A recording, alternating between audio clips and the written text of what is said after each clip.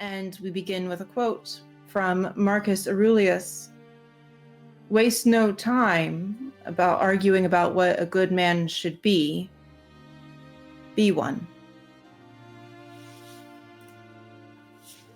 You ride further east, and the small village comes into view.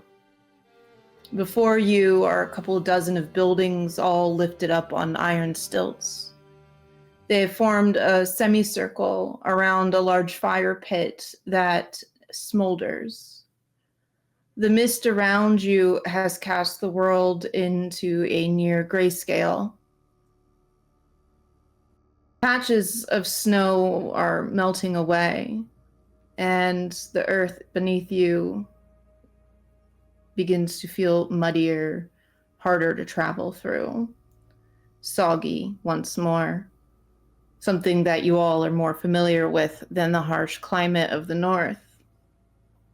Moss covers the buildings in a most delightful way, as they are ornately decorated with wind chimes, images of the moon and sun intersecting one another, and floral wreaths. Garlands of flowers line the door frames and string across building to building. Behind the homes, you see canvas flapping in the breeze, a farmstead, the mooing of cows and snorting of pigs, and of course, the smell of manure is most unmistakable. Though, despite the unpleasantness of Craed-Pra, you see life here, and it's pleasant, gentle even. Though there are few people milling about, they are cheerful looking, excited for the lunar festival, and they catch sight of you as you crest the hill. One young man, about 19 or 20, runs off into one of the buildings, and he returns with an elderly woman with him. She is dressed in red vestments, a veil over her face. She walks with a cane, but seems eager to greet you all. Do you approach? Beware the old women. Yeah, I think Onsilis certainly does. Okay. How banged up am I, Bones? You're pretty poorly. You would be probably conscious at this point after riding for a couple of hours, but you're not doing well. That being said, you are a man who lives in these wilds. This is not unfamiliar territory for you to feel bad. You can muster some energy to sit upright on your horse, to walk, but you definitely need your wounds tended to end soon before infection begins. As you are approaching, a voice calls from your left, and approaching you is Oslo, the merchant. We meet again. His merchant caravan has exploded in front of this town. Small tables have been set up. There's a couple people there selling goods and items. You can see different trinkets. And Onsilis, most notably, you see tomes for sale. But Oslo is excited to see you once more as he makes his approach. I apologize, Oslo. I have not told everybody hello like you wanted me to. We just got here. So did I, good friend. Winter was bad up north. I decided the weather was poorly and would turn around back to Vintercello for the festival. You just saw him earlier that day. Maybe less than 8 hours ago. That's important to you. That might be a bit confusing. These aren't fast-traveling caravans. They move slowly and with purpose. Bactrian camels aren't sprinters.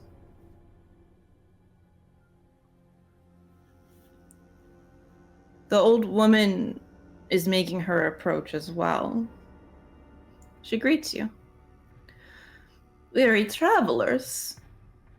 Her voice is gentle, and she is eyeing Kaliak. It is not often that you see a maiden out on these roads. Are you safe, my love?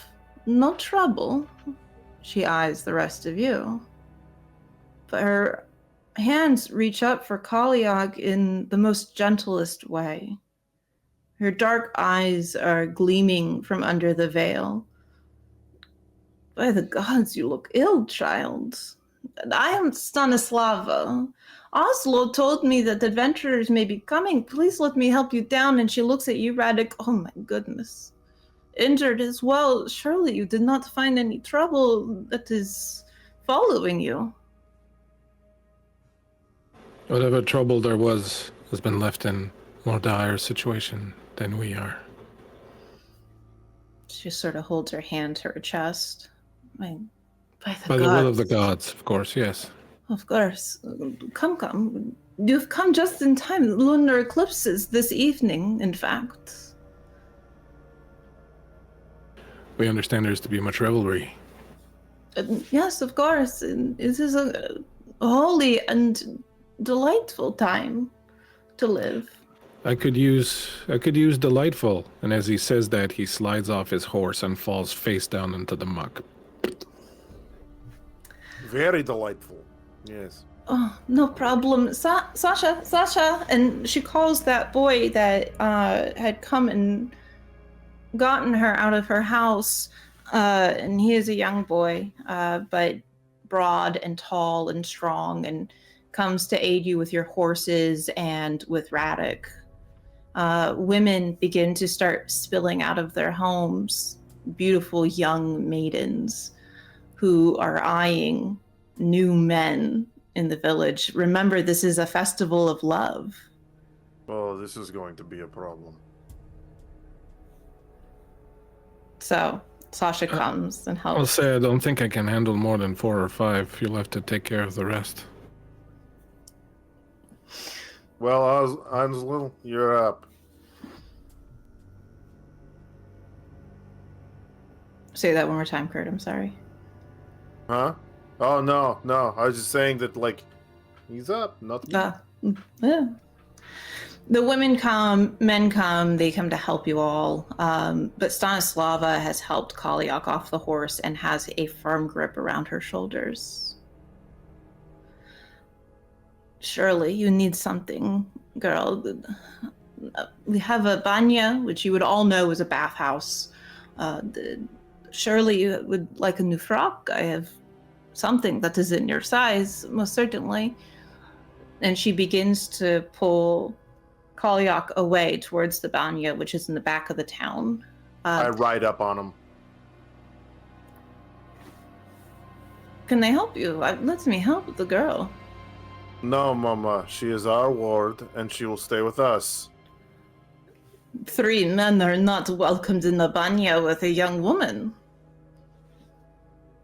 You may stay outside, but it is inappropriate. And she sort of says that in a whisper.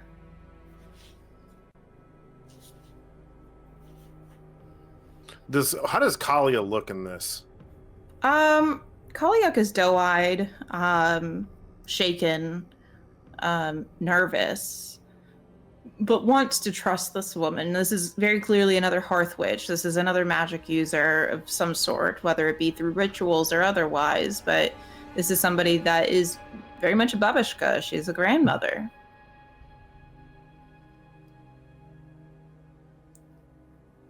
Do you wish to go with her, Kalia? Do you mean Nadia? Yes. That's your one warning. I know. There it is. Right there. Kaliak for brains. Kaliak will look up at you and she'll nod, though. Yes, I would like that very much. Okay. Please, listen, you may either stand outside the banya or you might find revelry and joy here. This is we're getting into late afternoon of the day. You guys are sort of beat up a bit. There's a older man, not elderly, but definitely older, standing outside of what you can assume is the Great Hall, which is the main hall of the village, where most revelry would be taking place. And it's probably also his home. You can assume that this is the village elder, and he watches on with a very stoic expression. You can assume his daughter is the young woman standing next to him. What do you all do? Onsilas, the moment he saw those tomes, slipped off his horse and is standing at those tomes looking at them. How many are there? There are 6 tomes. He doesn't even know that Kaliak is gone right now. Would you like to look at them a little bit further, a little bit deeper? Yeah, is Oslo gonna let me touch them? Yeah, Oslo's watching and he's sort of grinning broadly, like, yes, please look at my wares. Yeah, he's going to pick them up one by one, flipping through the pages, inspecting them. He's really, first and foremost, verifying if they're real. I'm so glad you said that. What do you think Onsilas would look for to verify the validity of a tome? I think, first and foremost, the language it's written in. He knows that tomes are written in the old tongue. And he would be probably taking like small excerpts and reading to verify that it is written correctly in the old tongue, because that is a language lost to most, if not all, of common folk here. And also I think he would verify things like components making sense. He's studied many tomes in his life. I think he would have a good handle on how the components of a spell relate to each spell. You would notice, first and foremost, a glaring mistake. The old tongue has been translated from common, and poorly. Words are used that don't make sense where they're placed. The verbiage is incorrect. The grammar is incorrect. This is very much a set of counterfeit tomes. Now, whether they work is not a question.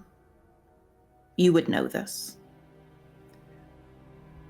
But the extreme danger they face, or that they hold because of their incorrectness, is nearly manslaughter if put into the wrong hands.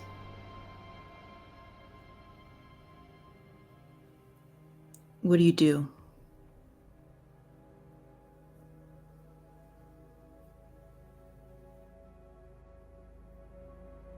I think he starts collecting these tomes one by one in his hands, stacking them. I believe I'll be confiscating these on behalf of our Emperor Bogumir. Oslo rears back. Confiscate? These are what? You cannot just steal them and name it after the Emperor. I am not stealing these. You are speaking to an order of the Vedetti. I work exclusively with these tomes. And even if they're not stolen, and he looks down and like opens up a cover and flips through a few pages, are poor counterfeits of the real things. Nonetheless, they are dangerous in the hands of the community. I must take these. This is preposterous. You call me somebody who has poor quality of tomes or goods. This is an insult, and he spits at your feet. But he does not draw a weapon. He does not fight you. He does not ask for money. He's letting you take them. I think Onslaught takes it even a step further. And he has a cart, right?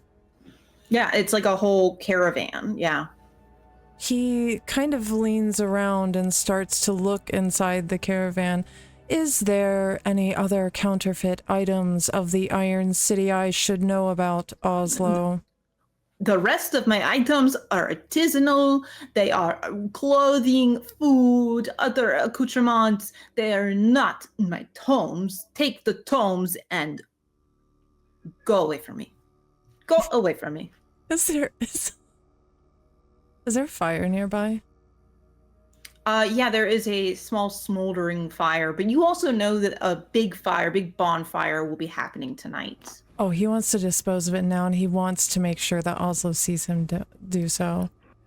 I was going to ask if there was, when you got to me, I was going to ask if there was a fire I could go sit nearby. That was going to be my thing. So perhaps I'm lying there on my back next to this fire. Yeah, so in the center of the village, you see where a bonfire is held. There are canvas, there's just canvas held up by iron poles to sort of help people stay as dry as possible. And it has a large opening for where the fire will go up. You would probably see a few of the men of the village starting to pick up kindling and start the fire. So yeah, you can absolutely go over there and offer kindling to them. Oh yeah, Onslaught goes over and just dumps the books on top of the fire. And I think he stands there. He's not gloating in this. He's not smiling. He's just deadpanning the fire, his arms clasped behind his back as he watches them burn. Mm-hmm. May I interject? As I see you do that, Radek would just kind of raise his head, see what you're doing, and say, is it that they're fake that offends you, or that never mind, or that they exist at all? Is that they are dangerous, Radek. In the wrong hands, horrible things could happen with these. But are they not written in the old tongue if they are magical tomes of some sort? They're not. They've been translated into the common tongue and extraordinarily poorly. Yes, well, bad language skills have been the downfall of more than one valiant sorcerer. And it leans back on his thing. Please go ahead. I didn't mean to interrupt you. That's all right. How are you feeling, Radek? You don't look so good. Well, that's interesting because I don't feel so good either. So I guess at least the outside matches the inside. Is there anything that we can do for you? Yes, I would appreciate a big bowl of water and some fresh linen to make bandages. I need to clean this wound out, for I fear I may be close to getting a dose of infection. Yes, well, I saw how Lech packed it. I attempted to repack it the best I could with what I had. You did great. You did fantastic. It's just after a day of riding, it's a little the worse for wear. A little boiling water and some fresh linens and some poultices from my bag will see me right. I think Draw wouldn't want to be disappointing the maidens tonight, would we, Anselus? At this point, when you say that, he recognizes that Polyak is gone. And he kind of very frantically searches the crowd. Where is the girl? I believe she went with the matron, but I don't know where. Do I see Lush? So funny you say that.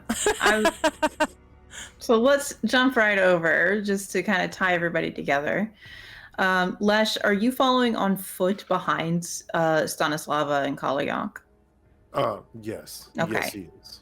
So, Onsilis, you would see Stanislava and Kalyak side by side. Stanislava's got her arm around Kalyak, leading her towards what you would recognize as a banya. It is a stone building that is made from sort of like a knoll in the earth. Think of like a hobbit house, but all stone. You know that this is a bathhouse, that the sexes are separate. If a woman is in there, a man cannot go in. And Lesh following dutifully behind. Now you see the crowd sort of filling out a bit now as this as Stanislava guides Kalyak back. There are lots of people now coming out of their homes. This is a fully fledged village, almost closer to a township population-wise. So you would suddenly have the chance of losing them in the crowd. He just takes off in that direction. He doesn't say anything else to Radek. He just, like, you would see him, he asks the question, he looks up, catches sight of them, and just, like, beelines that direction. Excellent. Before we get to that, Radek, just so you are not left alone, a few women come to your side. They are in traditional wear. They are long woolen dresses, frocks with this beautiful, intricate red, what's the word I'm thinking of?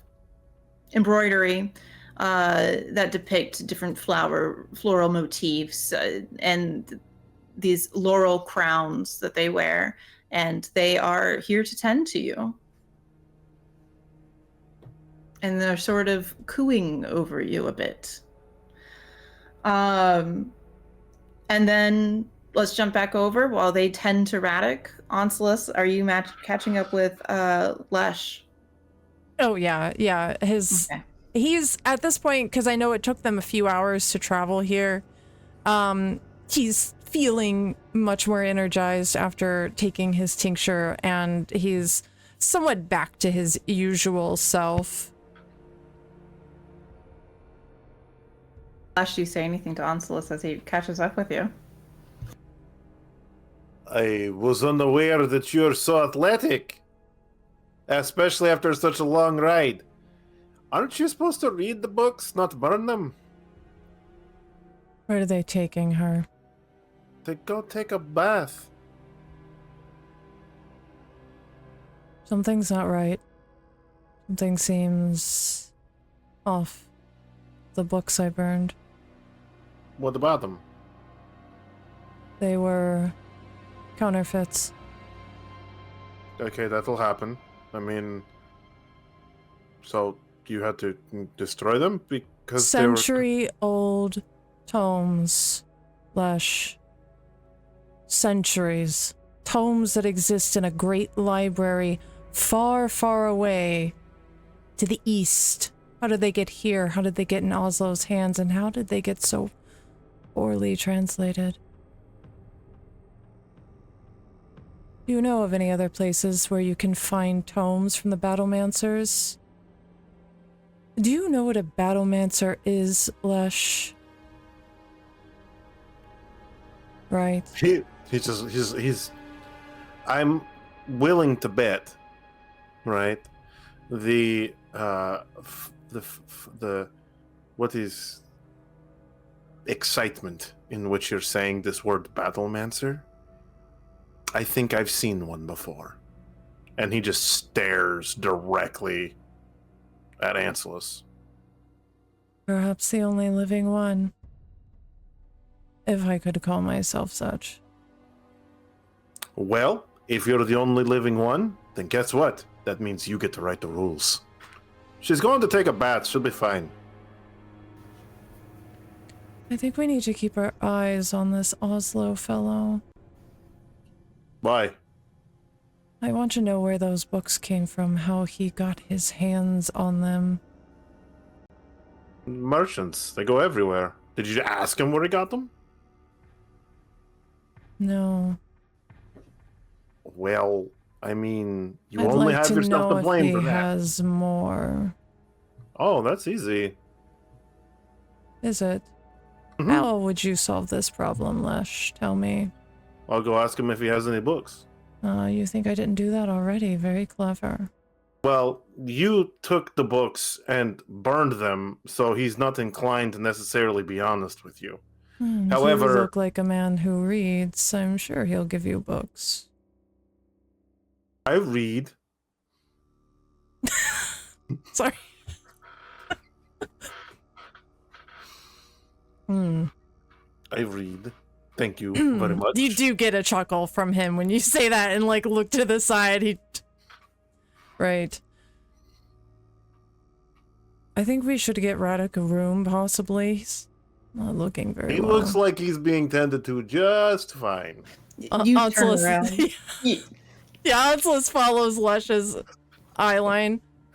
There are 4 very beautiful young women tending to Radek right now, and they are really into tending to him. This is probably their favorite activity. And are speaking to him and pointing to the Great Hall, and the elder is sort of giving them a nod, yes. Gently.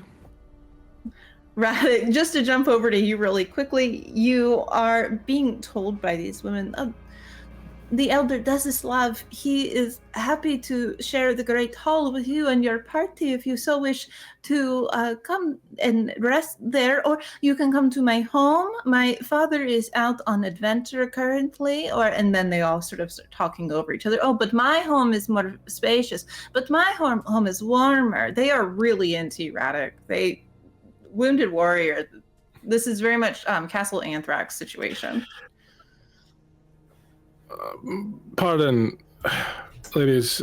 I fear that in my current state, if I were to acquiesce to any of your requests and visit your homes, father or not, that I would end up in worse shape by the end of the night than I am now, and would stain all your good linens. So perhaps we might take me to the Grand Hall where I might revivify myself a little bit before any sort of sporting is to begin. Oh, but of course, and they are eager to help you up and help you walk to the Great Hall. I'm assuming you go without a fight. Don't steal my things. No, we would never. No, that is not the way of Vintercello. We are a loving community. That's what a thief would say. They walk you towards the Great Hall, and you are greeted by a tall, large, and formidable man with a long gray beard. He gives you a singular nod. I am Desislav. This is my daughter, Vasilisa. Are you going to try to have sex with me too? Because I'll tell you the same thing I told the maidens earlier. I'm in much too rough a shape for that.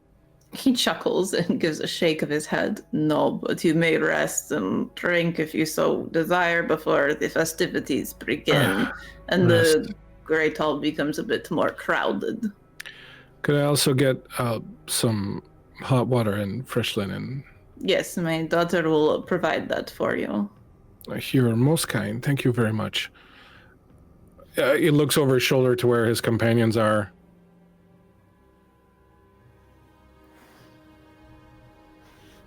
You see Onslus is like blushing for you. See, he's fine. He'll be fine. The ladies will take care of him. They'll empty him out, and he'll be a new man. If you don't hear from me by dawn, I've been fucked into oblivion. You should come and rescue me. Thank you. Dawn or noon? Dawn the next day. Oh, got it. Okay, very Yes. well. And you are ushered into this great hall. You're put into a chair that is relatively comfortable, and to have a chair in one of these villages is quite the honor. Desislav is obviously a wealthy man. The fire is hot, but not overly so. Excuse me, and quite comfortable inside. You're given a fur rug to sort of wrap around your shoulders. You're given hot water and bandages and to be tended to. Vasilisa sort of shoos these women away. She is probably about 17. She is not of the mindset of flirtation or seduction of erratic. She is just there to tend to you, much like a nurse would. Thank you very much. This will end badly, won't it? No need to tell me. It's okay, I know. What do you mean? It hurts right there. It is just the Lunar Eclipse Festival, I assure you. Have you not been to one before? Yes, that's the problem I have. Oh, no, everything will be fine. It is a joyous time of love. Well, then I guess I can rest soundly. Yes, This is a place of love. I hope you do. And she kind of gets up and she hands you this this goblet of mead to sip on for the pain and for the enjoyment of it. It's honey mead. It's delicious. It's My friend with the white hair, I don't believe he's ever been loved in his life. I'm just saying that. Just putting that out there. I apologize. I perhaps have my sights set on somebody else in the village. Oh. Is he good to you, or is she good to you? Well, he hasn't quite asked me for any sort of courtship, but I'm hoping that tonight he does. Well, if you want my advice, which you probably don't, but I'm going to give you anyways. If he's not forthcoming, then perhaps you should take it upon yourself to reach out. I've seldom known men to resist the advances of such a wonderful young thing as you, unless, of course, he prefers other types of recreation. But if that's the case, then there's nothing you can do. But let the moon guide you, and if you won't make the first move, you should make yours. At least you'll be certain of where his desires lay, one way or another. Thank you, sir. And she sort of goes back to tending to you, and she's very thoughtful and gentle. Thank you. Just lay back and just try to get some sleep. There you go. Okay. Back to Onsolus, Lush, and Kaliok. Before you is that stone banya, and Stanislava sort of turns to look at both of you. No men.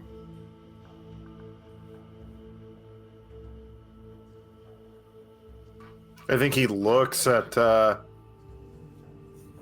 Ans and is just kind of, well, I guess technically. And he turns and he like sits down on the stoop. That's perfect. Onsolus, what are you doing? I think Onsolus just sits at Lush's side. I think he takes a moment before doing this, though, to look to Kaliok with kind of the question in his eyes of, are you okay with this kind of situation? She'll nod. She has maybe perhaps a sort of kinship then with Stanislava, two witches together, sort of this dichotomy of old and young. There's almost comfort to it. Kaliok, for all you know, doesn't know anything beyond the City of Tears, especially the temples. So this is sort of a welcome thing. The priestesses at the Temple of Zadka seem to be a bit cold and more concerned of the children of the city. So she's getting what she wants. She's a little bit touch starved. So she nods and heads into the banya with Stanislava. Do you just wait? I think Onsolus turns to Lesh. Perhaps we should find our lodging for the evening. Pick a girl. He looks confused. You've never done one of these before, have you? There's no inn that we could stay at. Oh, there might be, but I bet the bed won't be as warm. I would prefer my own room. Do you not like girls? His face flushes. I am not sure what you mean. It's okay, buddy. And he like slaps him on the back. Come on, let's go find an inn. There is no inn. There is no inn. There is no tavern. You have not heard word of this yet, but Desislav is given up space in his great hall. But there's no inn. This is a very small village. As far as buildings go, the population sort of is a bit overrun building-wise.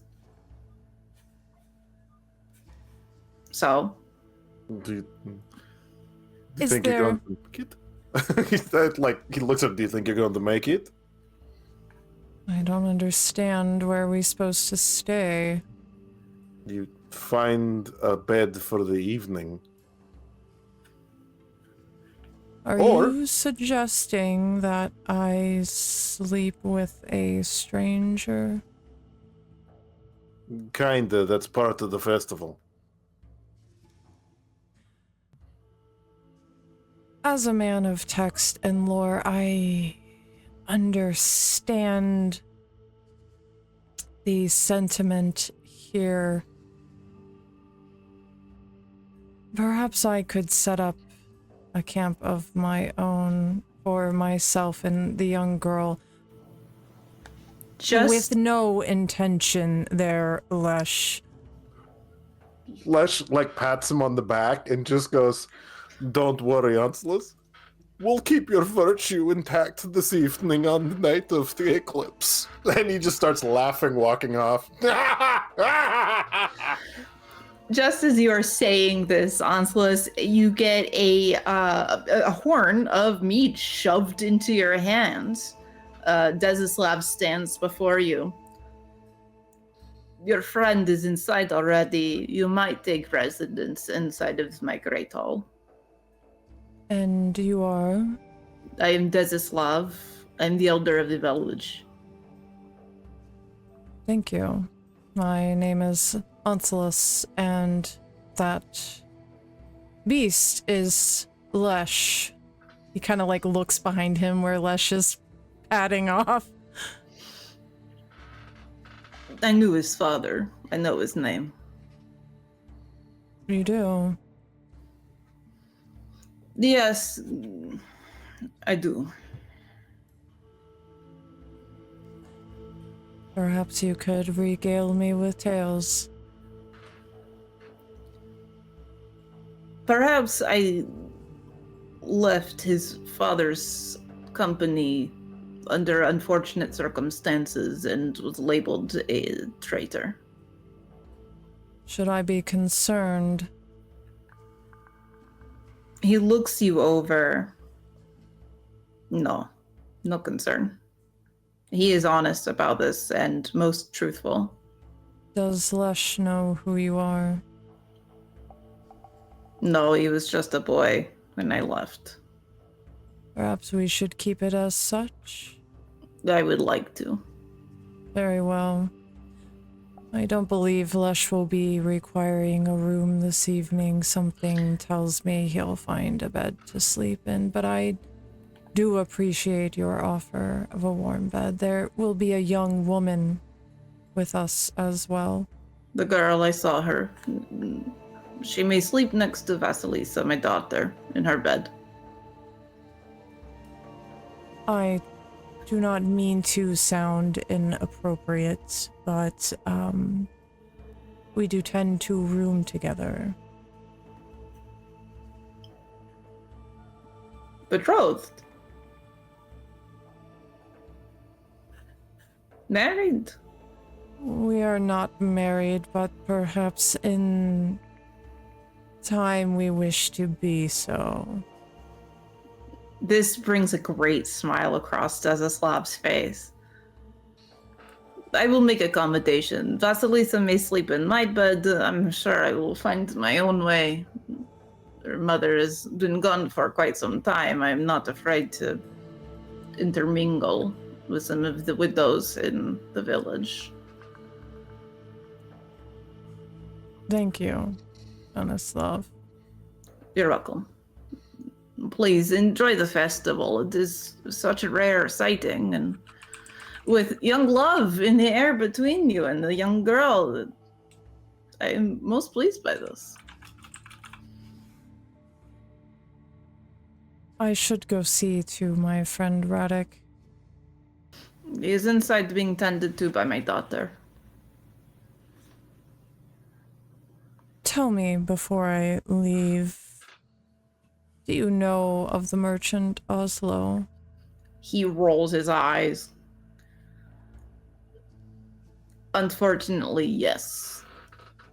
A honey-tongued fucker, if you ask me.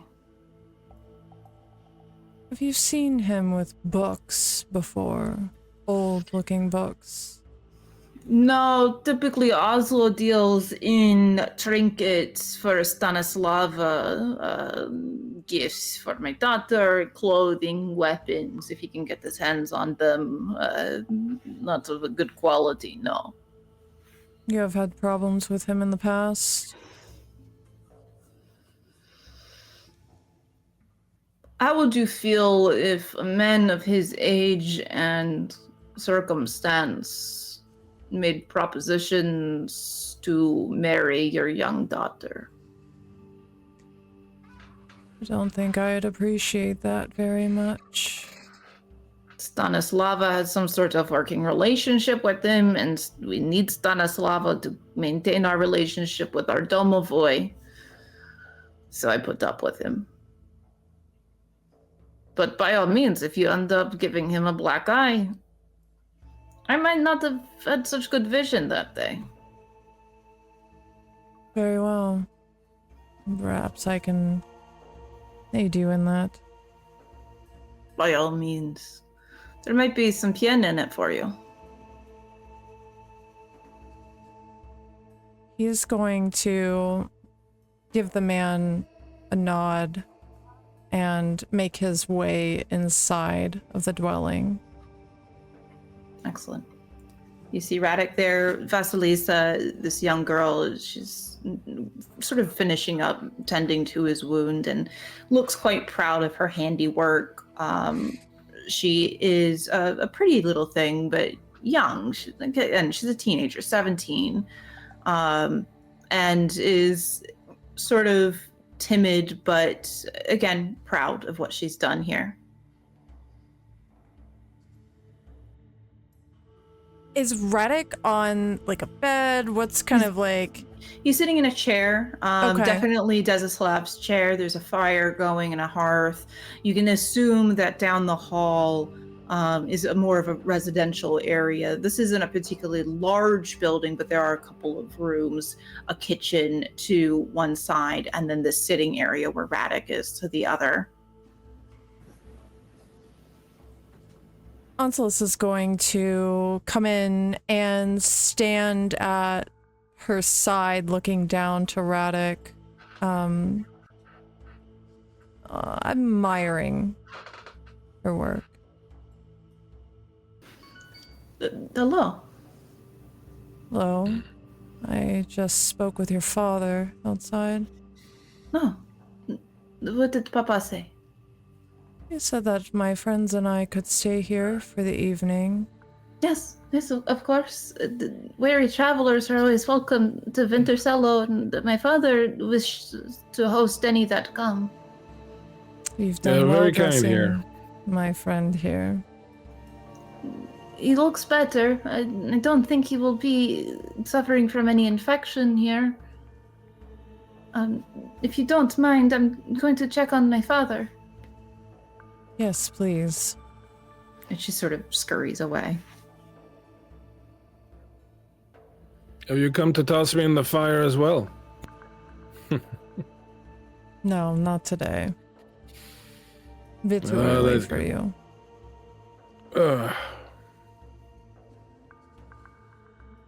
Certainly feels like it's nearing the end, but this young girl here had Some good knowledge. She did good work. Good. Did you find your precious cargo? The girl's in the bathhouse. In case any are to ask, her and I are to be betrothed. Oh, congratulations. I was not aware that things had proceeded apace so quickly. He just That was a stares joke, at you. Anselus. That was a joke, Anselus. You're supposed to crack a smile at the very least to be polite. Right, well, it was the only way that I could secure a room with her to make sure she remains safe through the evening. There are a lot of people around. Isn't that a little interesting that all they've tried to do since we got here is fuck each and every one of us, and you asked to be in the same room as a young lady, and they were all like, oh no, it must not happen. It seemed odd to me, yes. Oh, maybe one of them had his eye on you.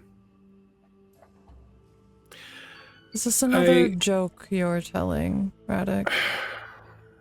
I can tell that these things make you a little uncomfortable, Anselus, and truthfully, you don't have to worry. No one is going to make you do anything you don't want to do.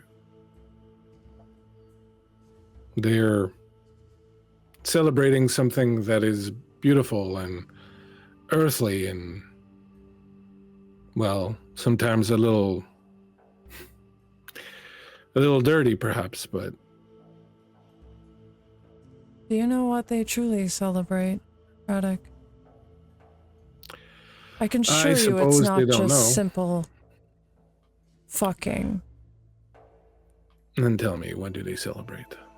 The union between Zakka and Sanse, the death god and the god of life. Mm-hmm. Their love for one another and how they were torn apart. Wasn't that a beautiful thing? Joyful day, but also a day of mourning. My experience, Anselus, has been that whenever something terrible occurs, something that would cause you to mourn, then you have two choices. You can either lose yourself in self-pity and crying and moaning, or you can crack a smile and do something fun and celebrate what's left rather than what you've lost. Ow. And I think that perhaps that's what they're doing. Celebrating what is left rather than what they've lost in the separation of the two. Both are still with us, life and death, and arguably. Speaking of which, you, for such a cloistered man, certainly seem to be quite adept at bringing the two together, life and death. When we faced that Lord of Blight, that was very interesting what you did. I've seldom seen its like. Full of surprises, are you? You know what the tomes are, where they come from. I have an idea, yes. The Battlemancers from worlds ago, before we were cursed with this rain, the absence of the gods. Was there really such a time? There is. The Battlemancers fought wars. Their tomes were their keys. Texts, spells, incantations. Lost now. Which made it all the stranger that Oslo should have these reproductions, these poor reproductions. I've only seen these things, these tomes, in the depths of the great archives, places where even some of my colleagues are not permitted to go.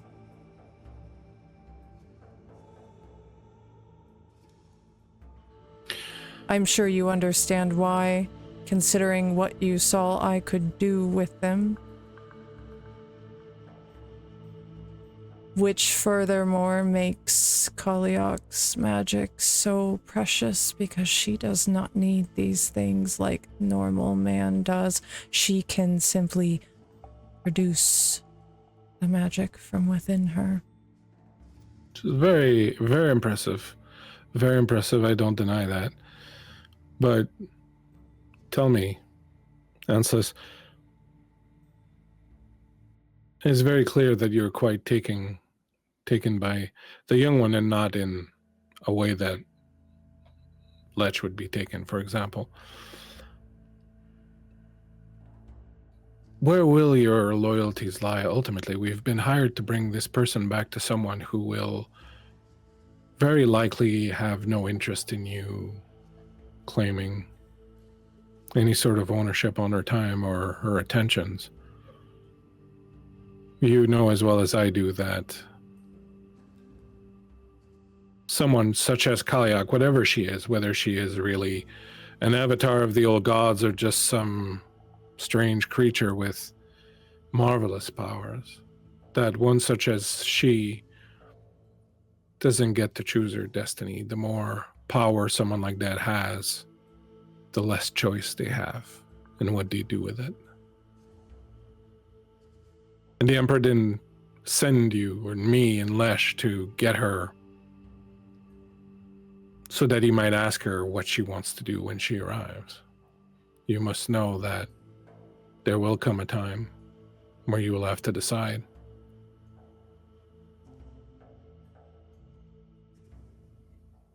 The Emperor is dying, Radek. Mm-hmm. He is sick. She is his last clings to life. He thinks that she can save him. Then he is a greater fool than I, because it's clear to me that whatever Kaliak does, fostering life is not necessarily one of those things. The Emperor is a fool. He is a tyrant. He is sick in more ways than physical. And you wish to see Kaliak finish him and replace him, perhaps? With someone such as yourself, someone who understands her so intimately and so devoted as head priest? We know that won't happen, Radek. We know that when you cut the head off a hydra, another grows back.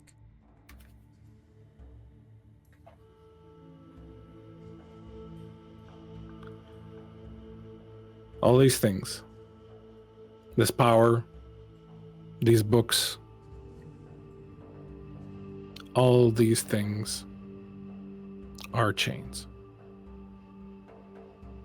We are born with them, and they set our path for us. My advice would be, whatever is going to happen, and neither you nor I nor Lech will have anything to say about it. Kaliak will not have anything to say about it, and the Emperor will not have anything to say about it. I find that it is best to not have a preconceived idea of what one will do at a specific point in time.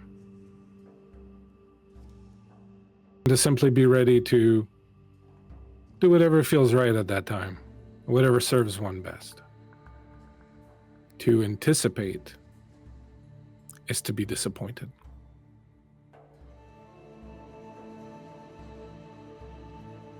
We choose to hope. Well,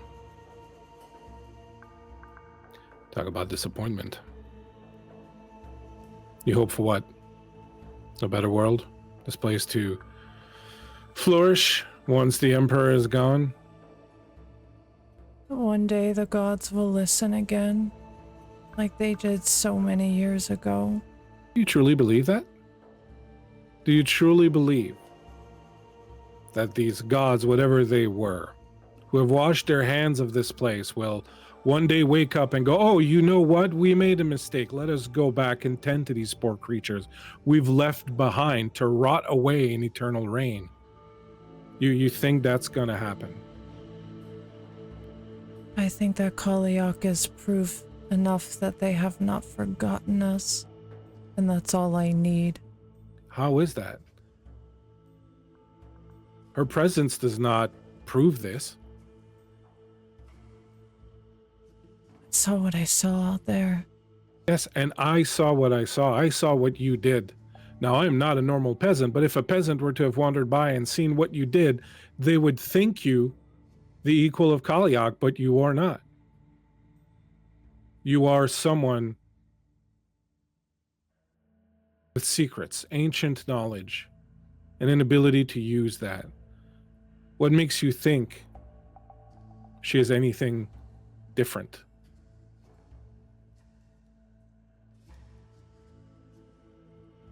Oh. For such a learned man, Anselus. For such a learned man. I truly, truly wish. I truly hope that you are not disappointed in the end. But 1,000 years of rain and 1,000 years of rot lead me to believe that you may very well be.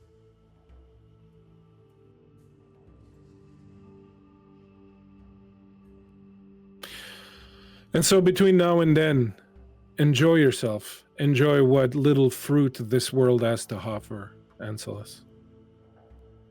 Because a fruit that is not eaten rots away and becomes useless. Eat while the eating is good.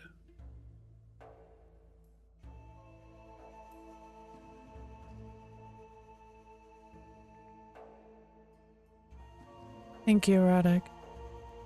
As always, you are a wise man.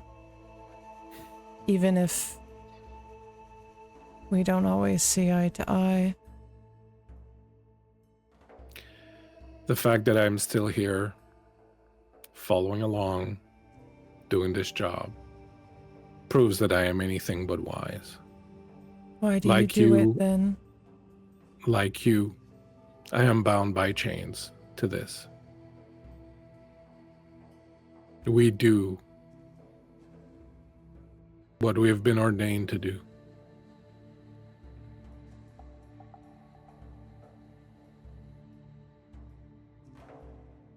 Whose chains do you wear? My chains are chains of blood. My blood. The ones that came before me, the ones that still exist out there. And until I break them, nothing I do matters. Nothing I do is my decision, my volition. Everything is just one more step forward towards breaking or not breaking these chains of blood. Until then, nothing matters.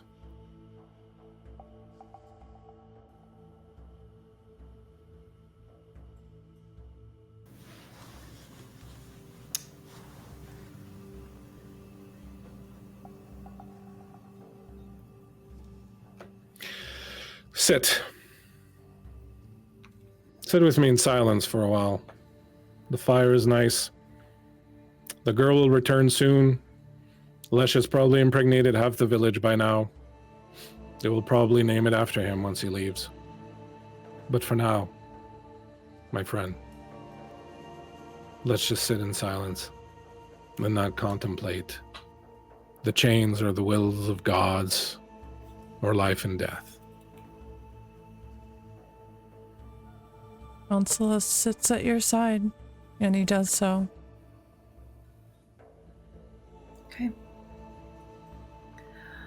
Lush, outside you see over the next hour or so Stanislava in and out of the banya, grabbing different frocks, bringing a laurel crown. You can hear her talking.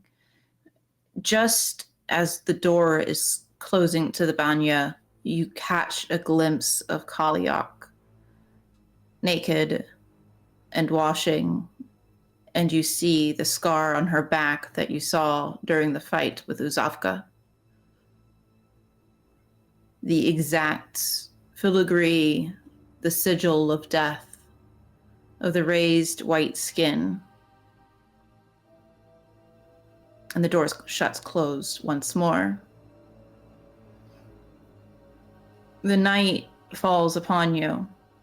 The bonfire is lit. There are red lanterns made of paper, sort of decorating both in and outside of the houses. People are joyous and happy and partying.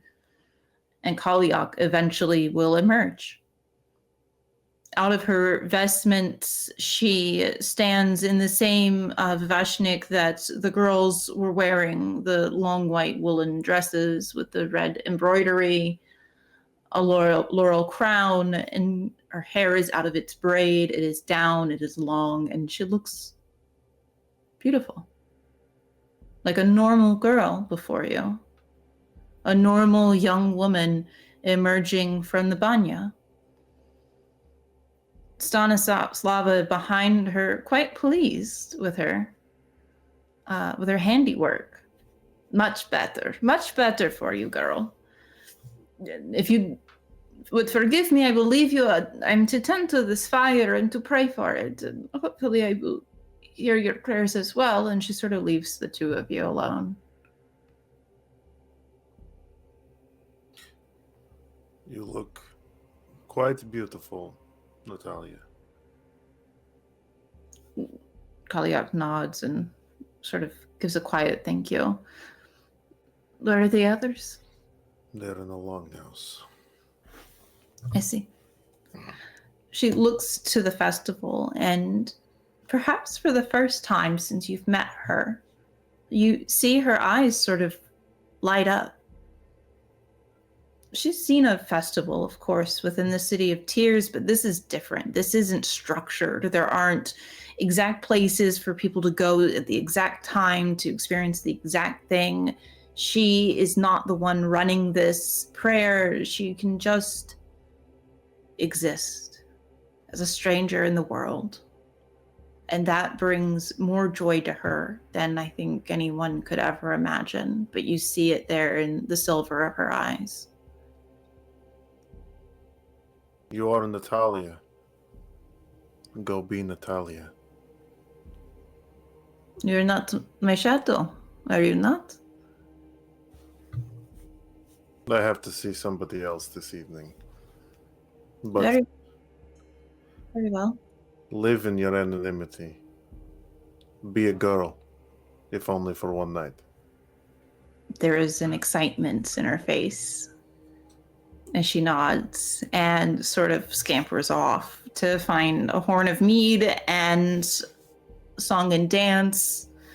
The fire, while Stanislava prays, there's dancing around it, there's music. People are starting to shuffle into the Great Hall. Same thing, there's drinking, there is music, there is couples and corners starting to sort of intermingle with one another, and dillweed is being given out to one another as their prized possessions, flowers and wheat, these gifts of love to one another. Radek and Onslus, you are remaining in the Great Hall for now, I'd assume, or still in the Great Hall as people are starting to file into it. It's getting a bit loud. How close are you to, or how closely aware are you to the people of the Great Hall? Are you really watching the crowd as it sort of files in?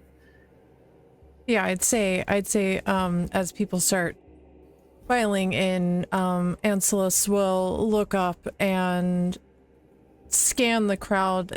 He's looking for Lesh, he's looking for Kalyak, and he's looking for Oslo. So, as you scan the crowd, you don't see Lesh, you don't see Kalyak, and Oslo you could assume is still outside, but what you do see is that boy Sasha in the corner, the far corner all the way across the room, speaking with Desislav. He seems upset. red in the face and fists clenched at his side, and Desislav is sort of trying to calm him. They are having a sort of a heated conversation.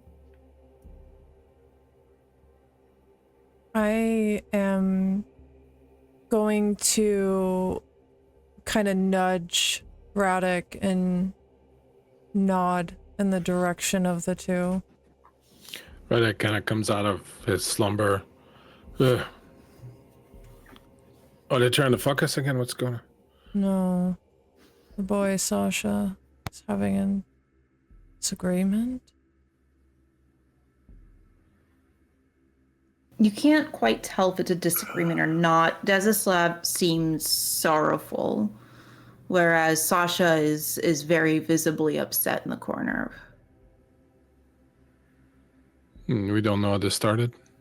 No.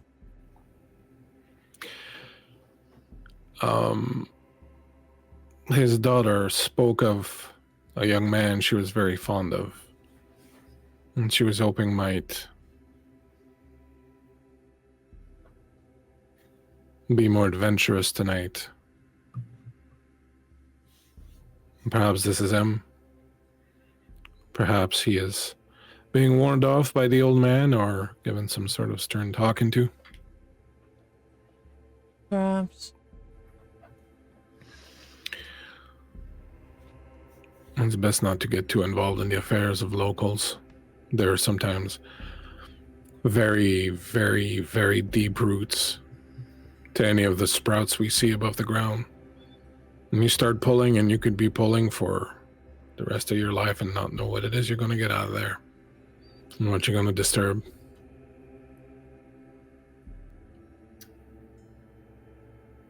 I would keep an eye on Kalyak tonight, though. She's a rare beauty and special and different enough. Someone is bound to try to do something. If you don't mind, I think I will go seek her out now. No, please. I'm quite fine, and thank you for the company. It was perhaps the best time I've had on this entire trip so far. It's always a pleasure, Radek. Thank you for your wisdom. You should try smiling when you say things like that. With that face, one might believe that you're being less than honest. No, Yeah. okay, no, don't smile. Doesn't feel right. He stands. Leaves the Great Hall. Yeah, he's gonna go Okay. look for Kalyak. Okay, we'll get to that in a bit. What is Lesh doing? How late is it? You could probably surmise late evening. The moon's out. The eclipse hasn't happened quite yet. But something definitely is permeating the air that might make you feel as though the veil is a bit thin. He's going to go to the burial mound. It's about a 10-minute walk from the rest of the village. It's framed by a thicket of brambles and hawthorn. Stone obelisks denote each grave, some adorned with flowers and pages of sigils, others with broken swords. It's a lonely place. None have come to this sacred ground just yet to pay their respects. I think he goes knowing that she's not buried here, but this is the closest that he's going to get. And despite the rain and the weather, he finds a rock to sit on. So he's not quite sitting in the mud. Pulling out a small wood carving and just kind of focusing on it, remembering, and just saying aloud for only one set of ears to hear, though he knows that they will not be heard. I am here. and I miss you.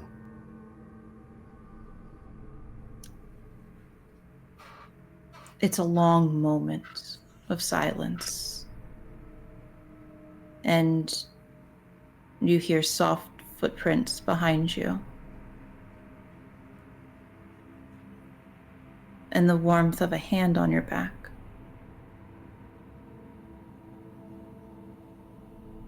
Do you turn? For a moment, you smell the tinge of blood before it's replaced by something else. The wind shudders through the trees beyond you, and carrying with it is something familiar. Rose hips and cloves. The smell of your wife's hair the first time you met her. It just danced across your face. You can feel the warmth of her body against you in your marriage bed. You had made love to her, relentless in your passion and your joy. The taste of ginger tea catches on your tongue, the wetness of a kiss from when she told you she was with child. It lingers there. There is no sadness. There is no grief in this moment. And it feels so real. Real enough to make you feel as though you could reach out and touch her one more time. The wind gusts again, and you can hear her laughter, dancing through the moonlight.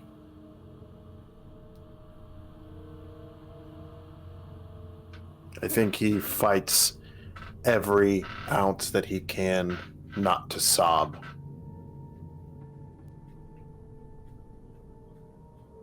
He very much does the manly shit. You smell the blood again,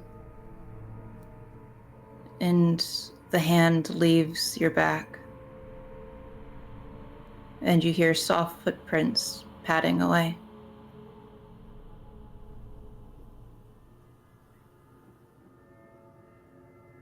I think he tucks the small wooden piece back inside of his coat.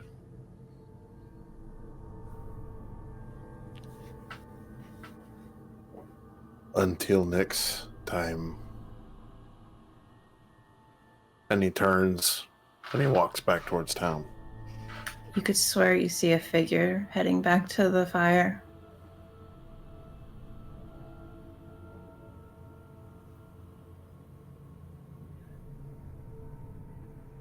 Thank you. Is all he says until that figure is out of sight, and then he will continue back towards town. Onslus, as you leave the Great Hall, what are you doing? Where are you going? Where are you seeking Kaliak out? There are, just so you know, there are shrines sort of to the east of the village. It's not like a far walk like the burial mound is, but it's not quite in the main village. I think he's gonna do a quick glance around and see where there's people kind of coming and going.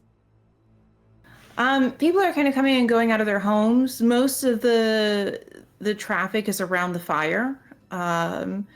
You see people kind of passing out skins of wine and mead, and people just drinking directly out of them. There is music. There is a group of women dancing in a circle, hand in hand around the fire and singing. It is a far cry from the keening sounds that you heard in the City of Tears. It is joyous singing, and it's loud and carries off into the night sky. And I don't see Kaliak among these people. No, you see Kaliak coming from the west, from where you see these tall obelisks in the ground, and she looks like she is heading towards the shrines. I'm gonna go meet up with her. Mm-hmm. She catches sight of you and sort of puts a little hand up to wave. She's dressed differently. She's in that long white woolen frock, and like I said earlier, her hair is down. It's out of its braid. She is fresh-faced. She's been bathed rigorously, you could assume. These are not gentle people out in the rural areas of Craed-Pra, but she seems unscathed for the most part, and she sort of nods to the shrines. Now, in this clearing, you find 9 shrines for each god in a horseshoe shape, much like the village is set. These shrines are almost exact replicas of temples. They're like these miniature temples that are about the size of maybe an ornate birdhouse. They are handcrafted with fine artistry and held aloft by poles that sit about waist high for you. Candles that are lit during nights of lesser rain stand pitifully and melted over, nearly covering each of the shrines. But tonight, 2 of them are lit. One for Zatka and one for Sanse. The lovers face one another in this horseshoe counterparts. Various gifts are left for each, but prayer over them is left for Stanislava, and otherwise the area is left in peace, and that is where Kalyak is headed. He's going to join her at her side. When she waves to him, he gives her a simple nod, but he doesn't say anything. He just is quietly at her side, and I assume when they get to the shrines, she will likely be moving towards Zatka's shrine, and at that point he will veer off towards Sanse's shrine. Kalyak faces you, Onslaught. All is well. I hope so. And your time in the bathhouse was good, I presume. Uneventful. Stanislava is kind to give clothes, and she sort of looks up at this laurel crown on her head.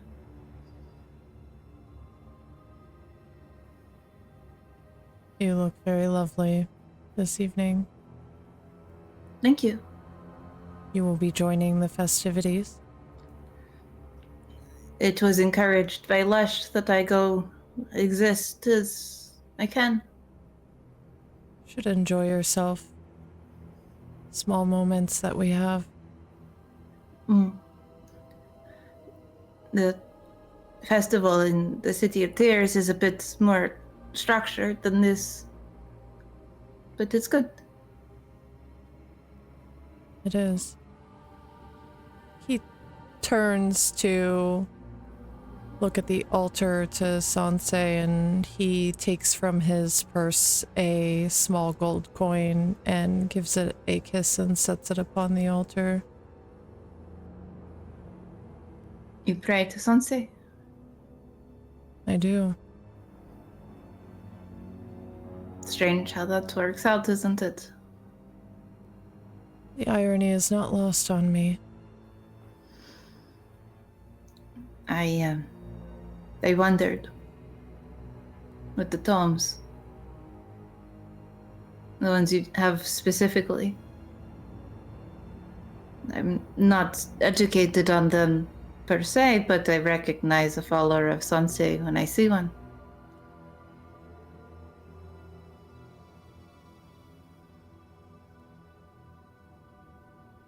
I'm sure you know they are a rare commodity.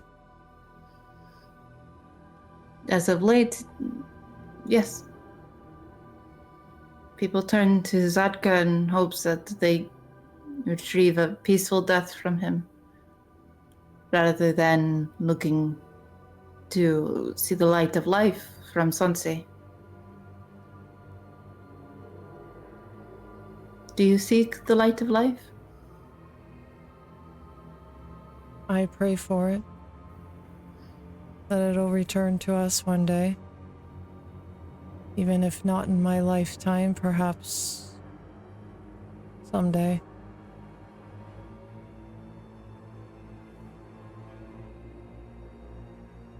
Can I tell you a secret? Please do. I whisper to Sensei sometimes to talk some sense into Zadka. Little prayers. Nothing to upset Zadka.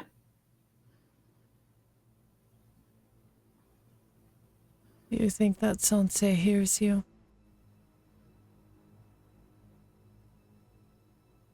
Sometimes it feels a bit warmer in the chamber of the temple when I do. I don't know if that's just my imagination or if Sensei truly hears me. I like to think she does. I hope that she does. Just as though I hope she hears me. I have a hard time believing that the gods have forgotten us, that they have left us for good. Especially when there are little miracles in this world like you. Proof that they could never leave us fully. They haven't. Not Zadka, at least. I can't speak for the others, but perhaps when we have a bit more privacy, I can show you. I would like that. If you're brave enough.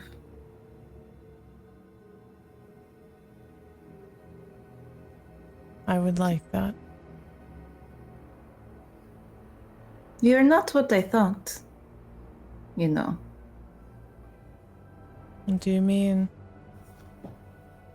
Forgive me, but part of me thought that when we saw the Uzavka, you would run.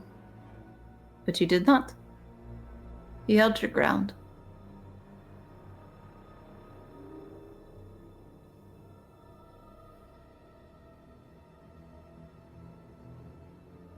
We must, in these dark times, face the things we fear the most. Through the darkness, perhaps we will find some light. And I was not going to leave you there.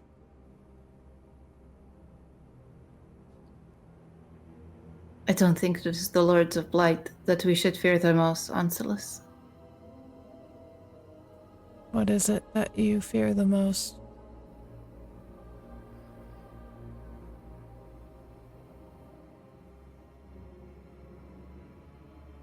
What happens when Zadka is satiated with my sacrifice? That is what I fear the most.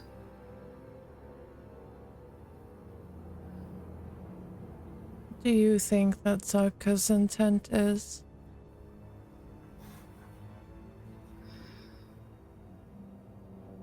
I think he wants to dissolve the rain.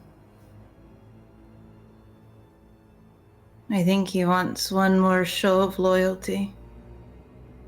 One more proof that man is not just this greedy beast.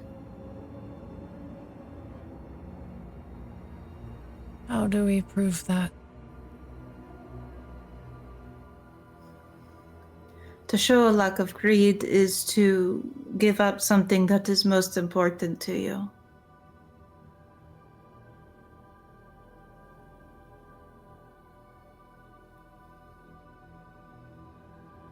To give it all away.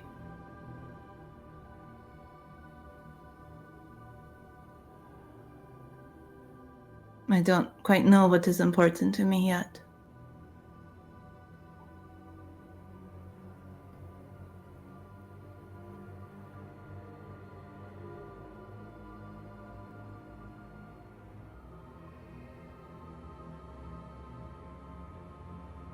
I think that just for this evening, perhaps we should be a little bit more greedy. I think that the coming days and weeks are going to be long and arduous, and I think for once our companions are correct. We should go enjoy ourselves and these festivities and let our heads be light for just one night at least.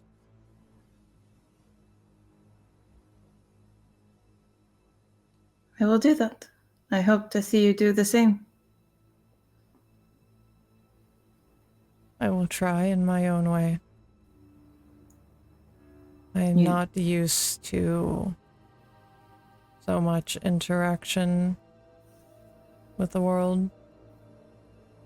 The archives are a lonely place of solitude and thought. You are not. I are not so different in that respect. And perhaps tonight we will learn to have fun the way our friends do. I will do that. And you as well? He's going to step towards her and offer the crook of his arm to escort her back to the fire. She'll take it, and she will walk with you. Let's go see what all this fun's about. Very good. And back towards the fire, the revelry is sort of ramped up. People are sort of pairing off and dancing with one another. The music again is loud and joyous, and Stanislava is encouraging young women to go and talk to these boys that they wish to sort of swoon over. What do you do, Onsilis, once you sort of get back into the crowd? People are drinking heavily, they're eating. Sweet rolls are sort of the food of choice, something, a sweet treat, if you will. I think that Onsilis would lead her toward a group of maidens, perhaps. Mm-hmm. Women her age that she could converse amongst, that she could share a drink with, and attempt to enjoy herself for the evening. Yeah. And he would kind of slip away once she found comfort there. Excellent. He would go look for Lesh. While you're looking for Lesh, just to pop back over to Radek, what are you doing, Radek? You, those maidens from earlier are really into you and have sort of swarmed you in your chair.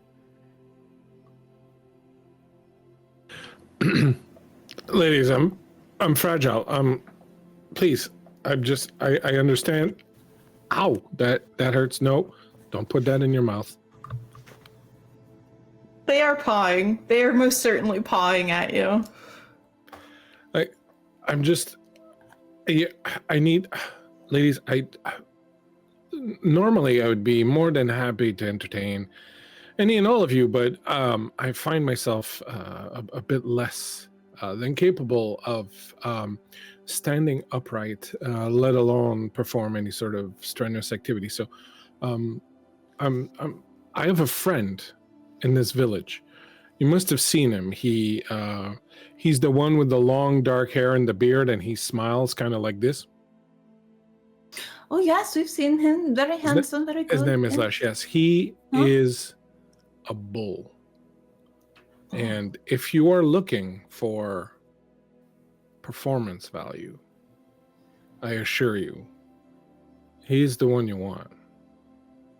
Not this broken husk of a man that you see here before you.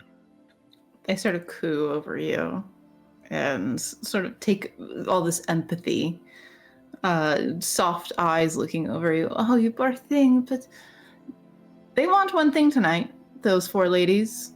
And they do heed your advice, and they sort of whisper amongst themselves, Lesh, Lesh, Lesh. And sort of file out of the building and Fun. get caught up in the festivities of the evening. Are you doing anything else while you're in there before we jump back over to Onslaught? I must really have a fever. I'm not myself at all.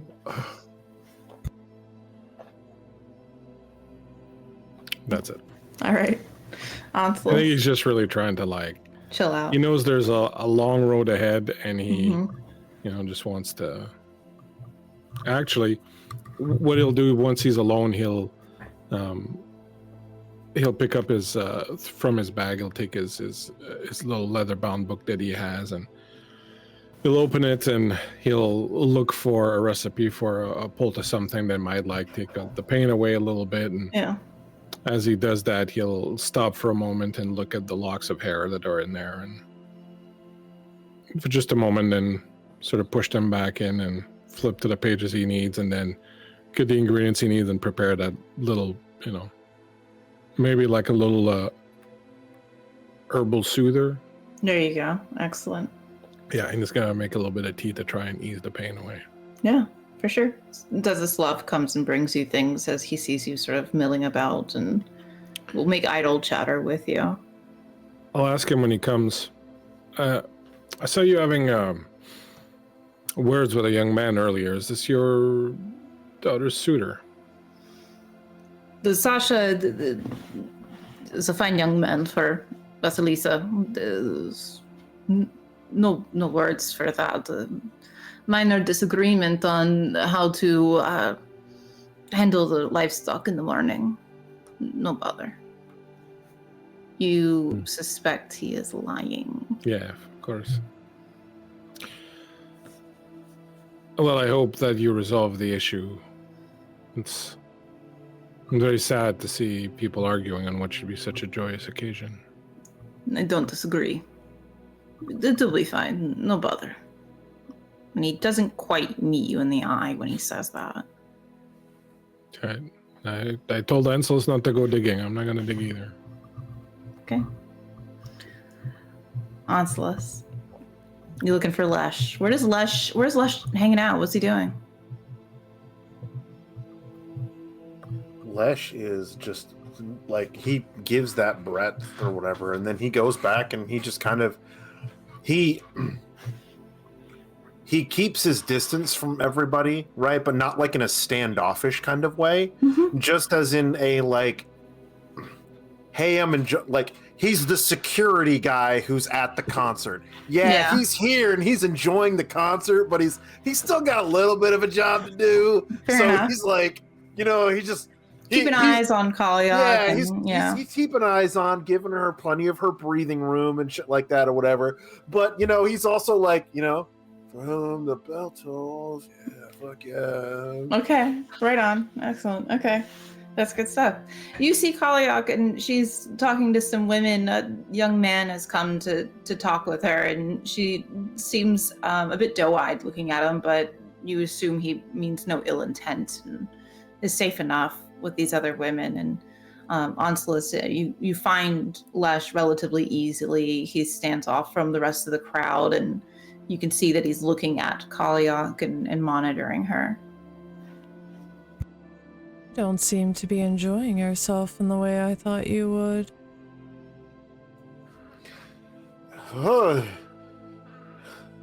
You ever think of, I don't know, putting a fucking bell around your neck? Just off tits? Geesh. Did you find, I don't know, find paper to amuse yourself with or something for the evening? You're watching, you haven't seen Oslo, have you? No, I don't believe so. Why? Seems a bit odd, don't you think a man like him would be enjoying a night like this? Well, I'm sure he is. He's probably just on the other side of town with the rest of his caravan. I am curious what he keeps in that caravan of his after seeing those books. Aren't you curious, Lesh? I am going to assume that you wish for me to say yes, I am curious, but actually no. What I am curious about is how a strapping young lad such as yourself is not neck deep in maidens, yet you choose to remain maidenless on a night of free love.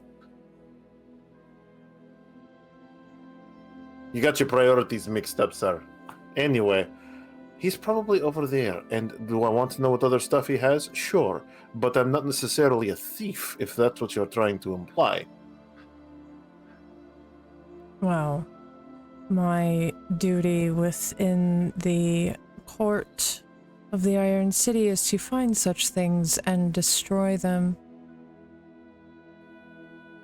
I feel as though we should pay his caravan a visit. I See will if- when you... Sorry. He has perhaps other things that he shouldn't be holding.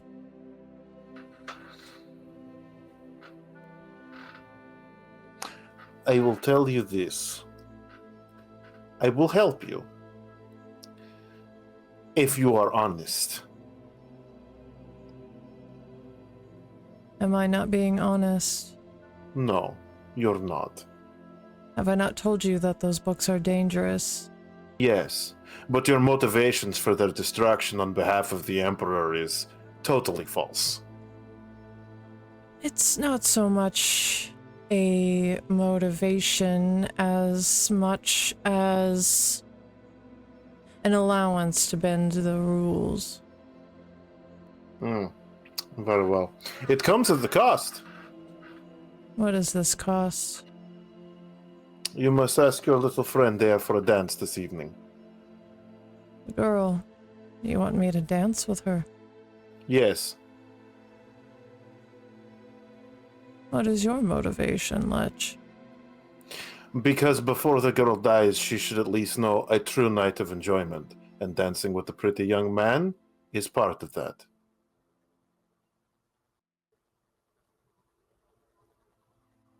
What is the deal? Deal. Let's go.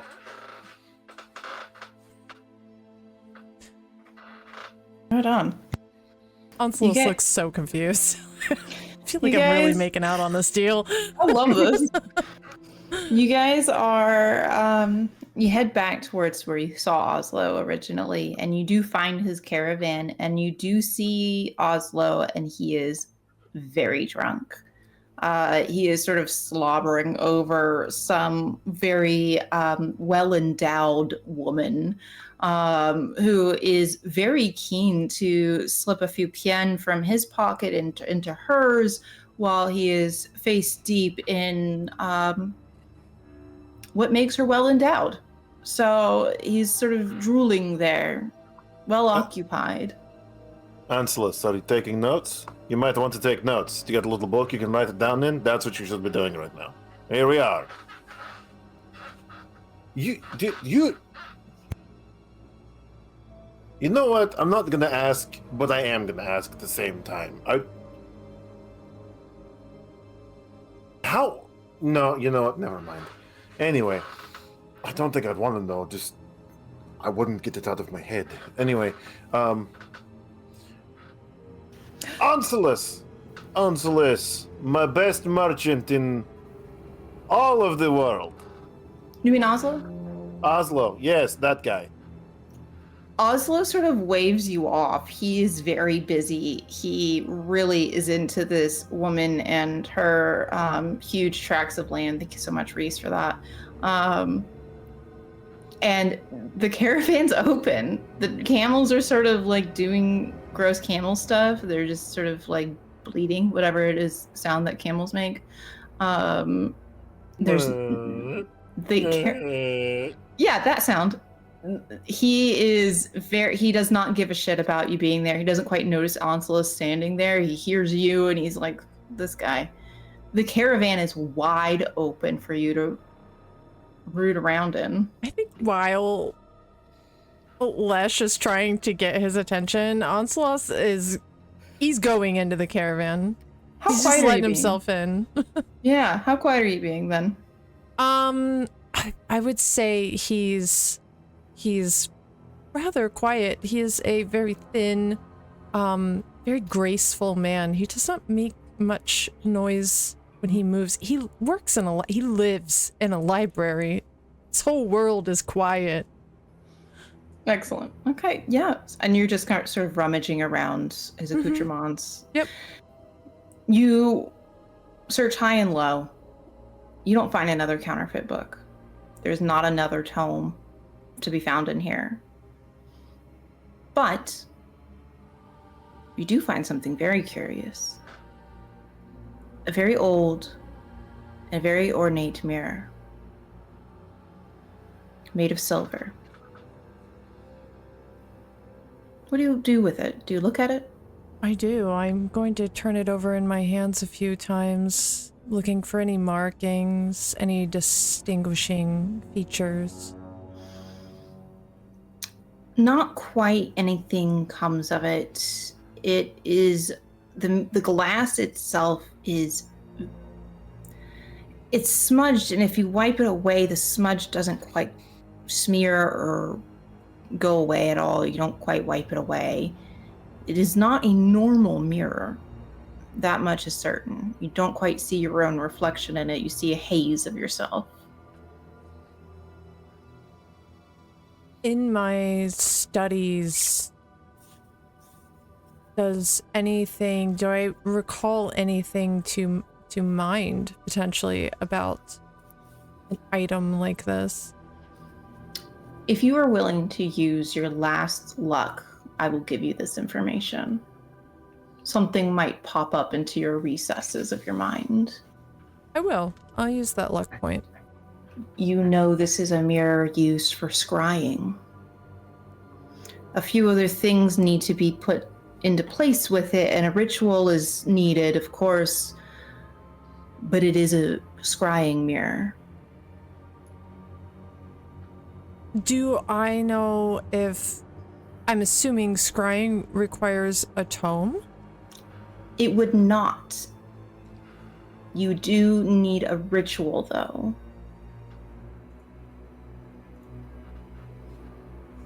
I'm going to pocket this mirror. And it's just a small mirror. It's not anything large, so it very easily can fit within your robes. Mm-hmm. Do you do anything else while you're in there? You don't really find anything else. You see some weapons. You see bits of clothes, some jewelry that you could assume might be ascertained illegally. You might find a cloak and a dress. I think he leaves everything else where it is. Excellent. And he's going to step out. Okay. Flesh, are you just out there, like, talking to him or attempting? You're muted. No, I mean, he's from a distance enthralled with her large tracts of land as well, but, you know, just waiting. I think Anselus just walks out and just starts making his way back towards the fire. You find what you're looking for.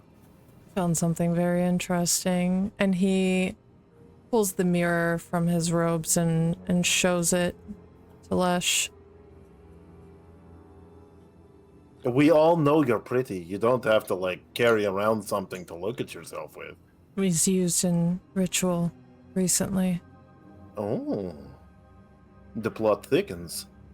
What kind of recently? I'm not sure. And to what end? It's a scrying mirror. What does that mean? You can see things that others can't. Like a peeping Tom? Like a peeping Tom.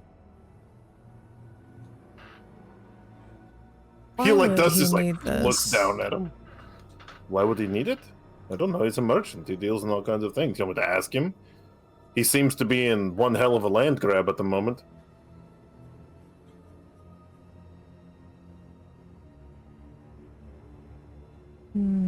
I think he's not in a state of being asked questions, though I would rather him not have this thing.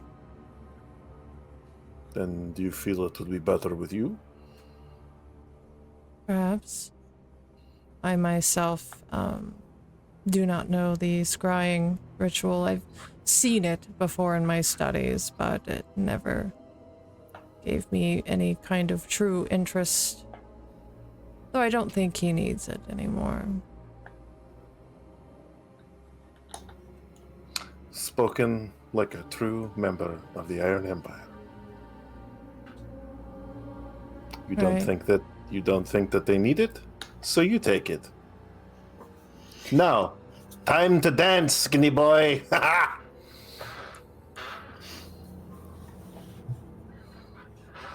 Okay. Do you head over? Yep.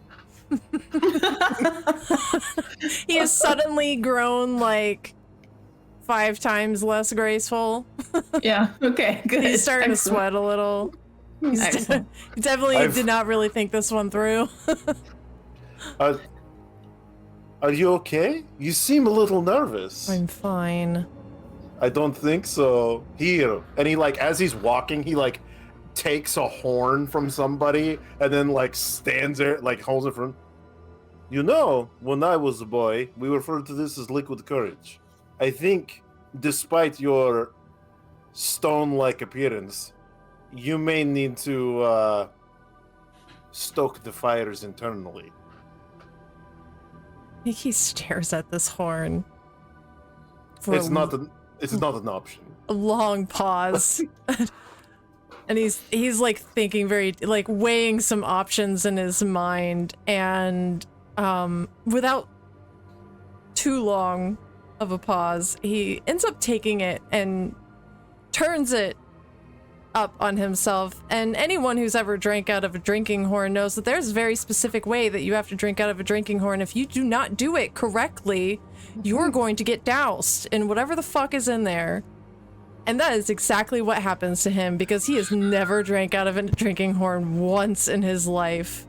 Excellent. I think he nearly drowns himself, manages to take a big gulp out of it, and just kind of like rips the horn away and is just... He pulls out a rag and hands it to him, right? And so he can wipe his face off. Like, I have... in all of my years, never seen anything so beautiful in this moment as I have now.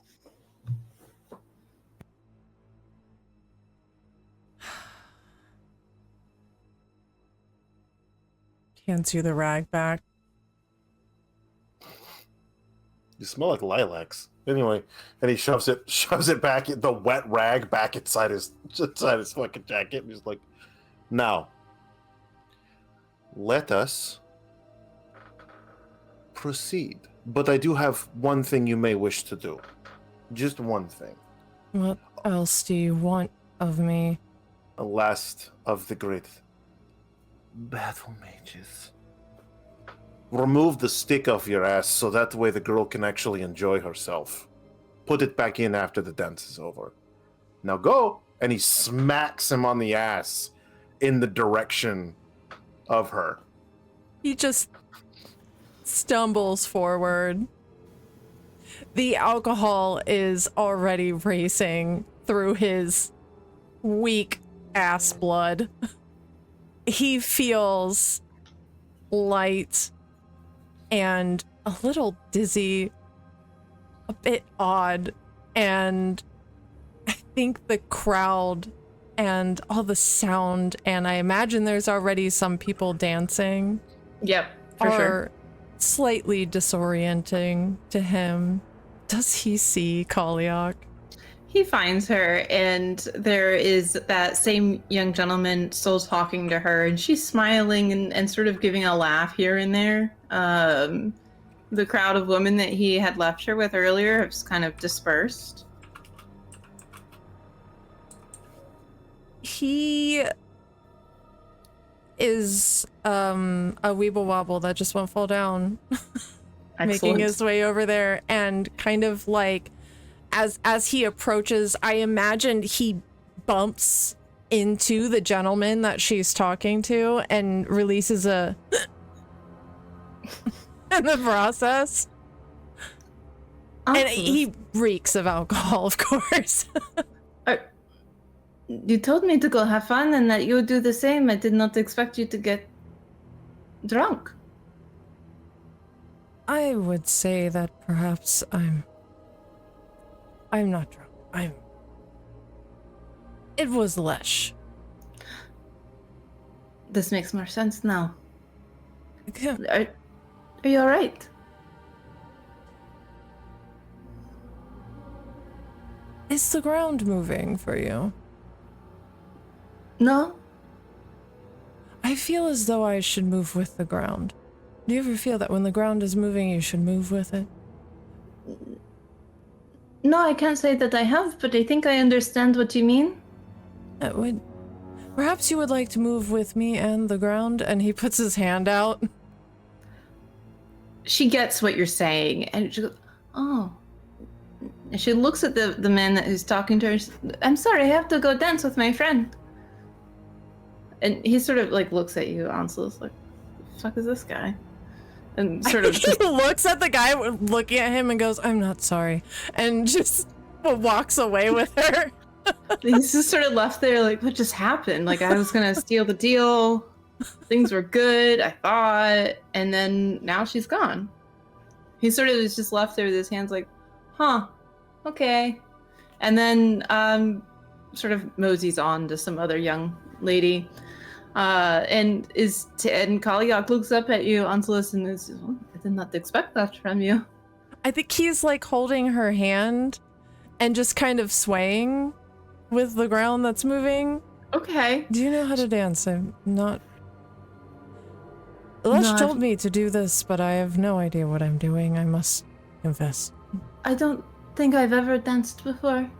So, she sort of looks at the people who are dancing in pairs, and we could just copy them. He looks to them. Yeah. That's brilliant. Brilliant, really, yes. Of course, why didn't I think of that? And he's going to begin mimicking what the others around them are doing. It is awkward. It is stiff. It is sort of like what everybody else is doing. But most importantly, Kaliak is happy. She's laughing and steps on your foot. You step on hers, and it's sort of this like dance thing that's happening, but it is not unenjoyable. It is silly. And just as the music sort of comes to this big crescendo, it happens. The sun crosses over the moon, and a red glow begins to cast down on the village. The lunar eclipse begins. This moment of togetherness, of joy, of mournful love, finding one another in a rare blink. For Sanse and Zadka may be reunited once more.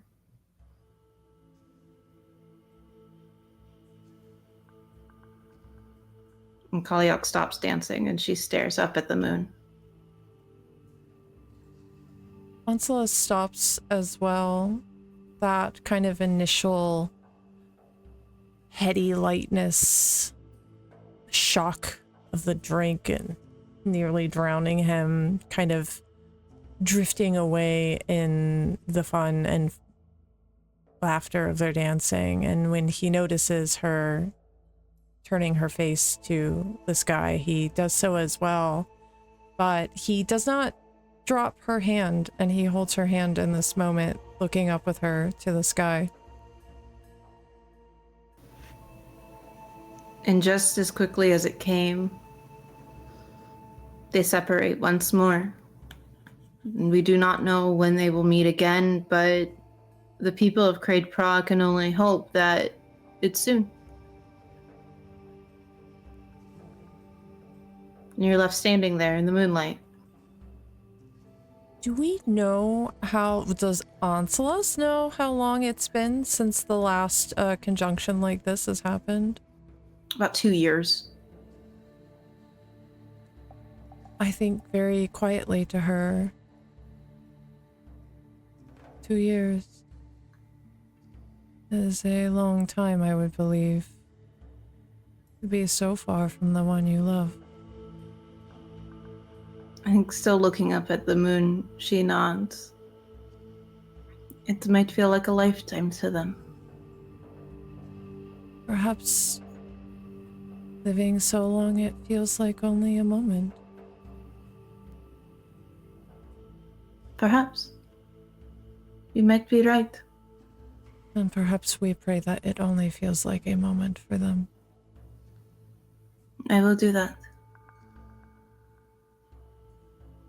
He's gonna turn to her and bow. Thank you for being my first dance. Thank you for being mine. And she is smiling at you. And just as Lesh saw, for the first time, you see that sort of twinkle in her eyes where the dread and tragedy has subsided for a moment.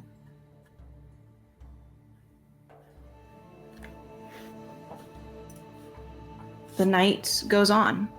People eventually pair off, and the closer you get to dawn, the quieter the village gets. You were given space in the Great Hall to sleep. Onslaught and Kaliak are put up in Vasilisa's room. She's taken her father's. Her father is somewhere face deep with somebody. And you rest and you sleep. But the three of you, dream.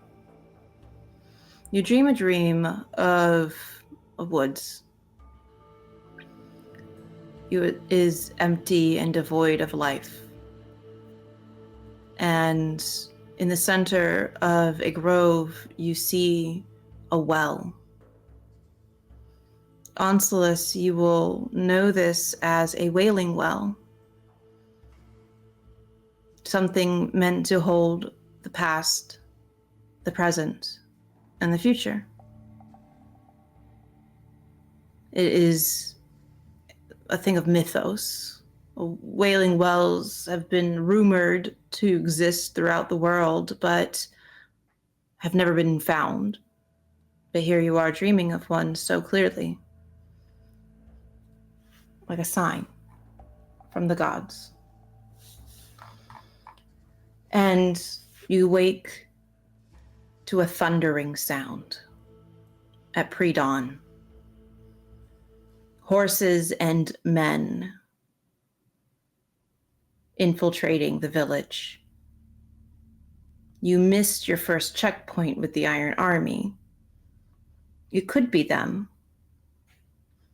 And there are no screams or cries which may rule out the presence of the apostate synod. You do, however, know there are many of who is ever out there. And the sound of Stanislava's voice welcoming these visitors can be heard. And she is quite pleased. What do you do?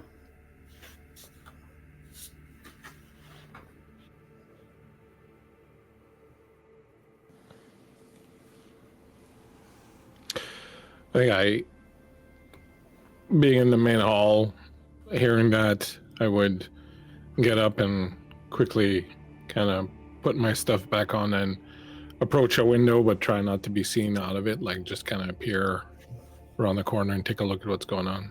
You see a militia of sorts, fairly large. Mismatched armor, same with the weapons, but they are crowding the small area of this village. You see Desislav coming out of one of the homes, sort of hurrying to put a tunic on over his chest, and you see him looking at Stanislava, and he is angry with her, but she is filled with joy. Are the are militias like these usually a problem, or? You might not be aware of a militia like this, living the life that you live. How's the rest of the village reacting? They're afraid, confused. Some look just as pleased as Stanislava. Oslo stands next to her. All right. I'm going to leave my post and go to wherever Anselus and Kiliak are sleeping. I'll open the door, walk in, shake Anselus. I think Anselus is already up and trying to get the girl up and get their things together. Yeah. I'll pop my head in then and see you and be like, there's some sort of group of armed men outside. There seems to be a discrepancy amongst the villagers. Some seem happy to see them. Others, like the old man, seem unhappy. You don't If there's recognize confusion, them. it's not a good thing. We should be prepared to move out. Do you know where Lesh is? No, but I'm going to go find him.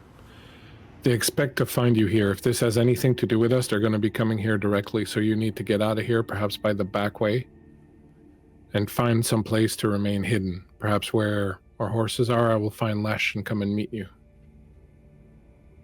Very well. Wear something. Hide the girl's features. Hide your features. You're very distinctive. This may not have anything to do with us. It may just be a local thing, in which case there won't be any problems, but... We missed our checkpoint. That might be that.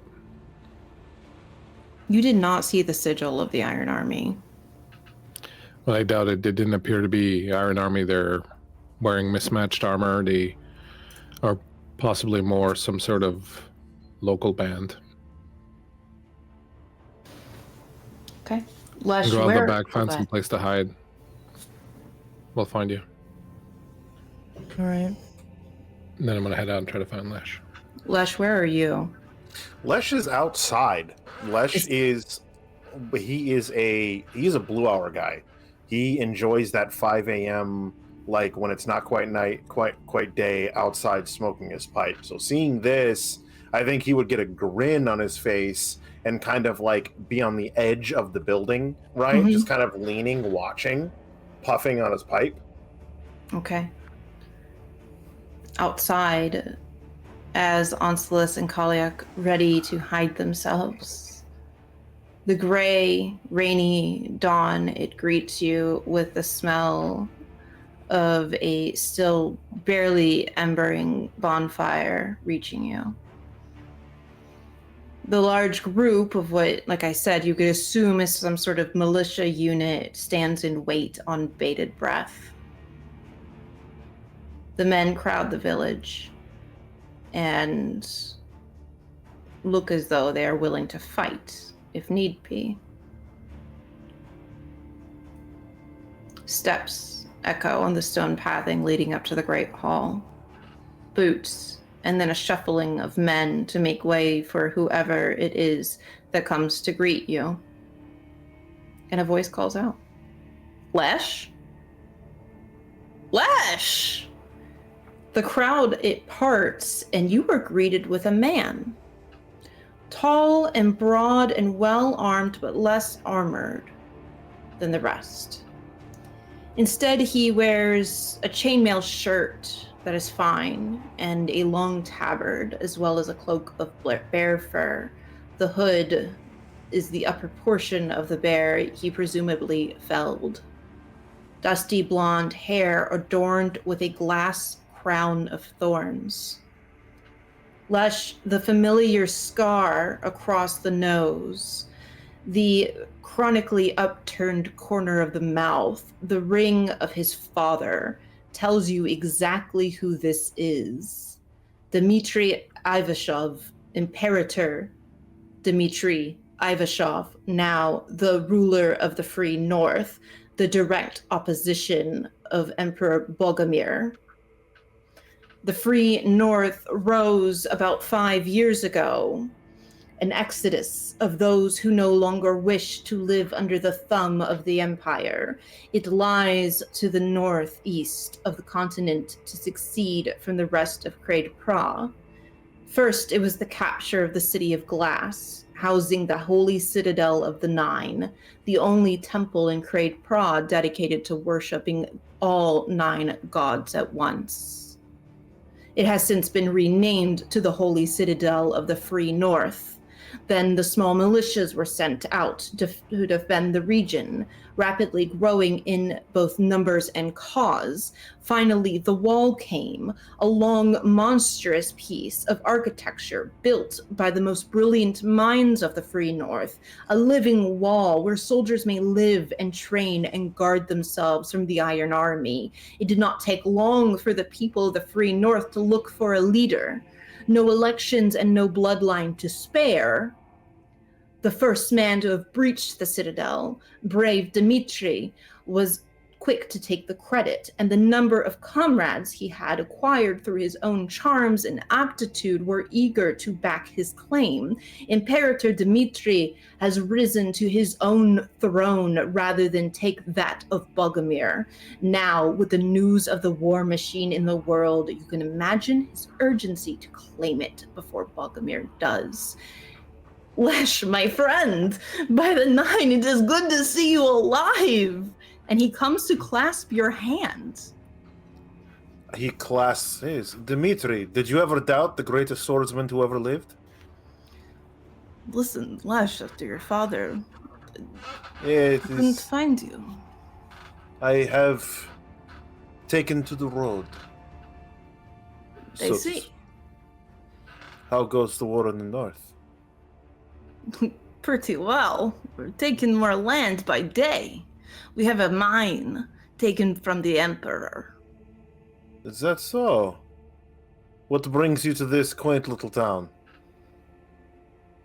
Well, you might not know, but there's a war machine afoot. Oh. Rumor has it, and he looks over to Stanislava, takes the form of a young woman. An odd choice, but okay. The Divine Arcane, Dmitri! Surely you read those books during all those tutoring sessions. I do. I mean, I don't put much stock in the gods anymore, as you're well aware, but... So, you're out here looking for some girl? I know she's here. Stanislava called upon us. She called upon you. She works for me. Oh. The old crone works for you. She scries. How does she now? She does, and she saw her coming. She sent that fucker Oslo to confirm it. She said she was with 3 men. You weren't with them, were you? I mean, I am a man. Am I not? Allegedly, and he sort of slaps your chest in a playful manner. Yes. Anyway, no, I'm here to tell you, I've been here all night. I have been here all night. I mean, who's not to stop in on the festival and enjoy some young company? So, you think that she's here, or you know that she's here? Because if there is a bounty, I mean, my services are not always free, Dmitry, but I would help you look for such an individual for the right price. No bounty, and I do know she's here. Oh, Stanislava confirmed it. She saw the scarring of the Divine Arcane. Stanislava. This Stanislava. Stanislava is sort of standing off with her arms crossed. Tell him the truth, sir. This Stanislava. And he walks over, right? He walks over. This one. Yes. Dmitri, I don't know what she told you other than she had my cock so far down her throat most of the night. She'd probably tell you anything. And he pulls his sword and he takes her head. Tell me how it happens. He just walks over. He's like holding his hands around his waist, like making like he has massive balls, right? Uh-huh. And then fucking pulls his sword and takes her fucking head, and he spits on her and he goes, "Fucking witch." Lesh! He is shocked. Bones is shocked. Am I hearing or seeing any of You're this, by the seeing way? all of this currently. If you're outside, then you see it. He puts his sword back. Never trust the old ones, Dmitri. We've known that since birth.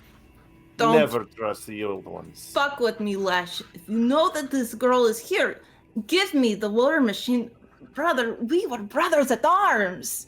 I don't doubt that in the slightest. I don't. Dmitri, I don't doubt that in the slightest, and we are brothers. However, there is no war machine here. I know Only a handful of fresh flowers. That's about it. Dmitri walks to you, stepping over Stanislava's dead body, inconsequential to him. He leans in close to you. You can almost feel the thorns on his crown of glass touching you. Listen, brother. I can give you so much in the north. I can give you what you want, the answers you seek. I want them too. They did your father so wrong. I can give this to you. If you just tell me where she is. Dmitri. Give her to me. I don't have her.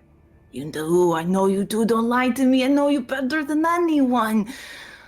We were just boys for so long. The hardness of the world is unforgiving. But I can make it so much better. It's a woman. Imagine her at my side.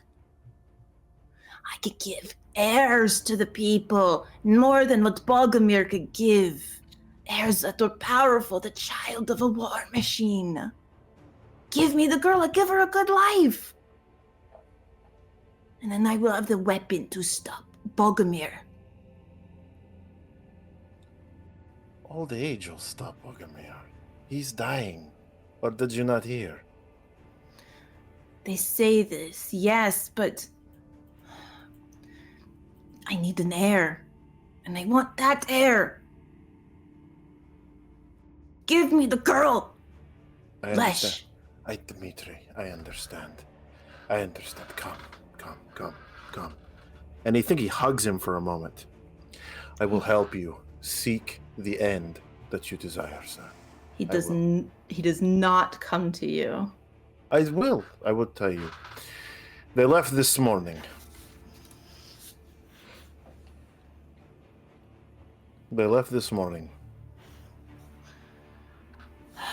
You probably missed them by about 2 hours, riding hard and north. Both, they are doubled up on a steed. It is 2 individuals. One is, oddly enough, is this scholarly-looking individual. The other is a man of the wood. They were hired by the master of spies.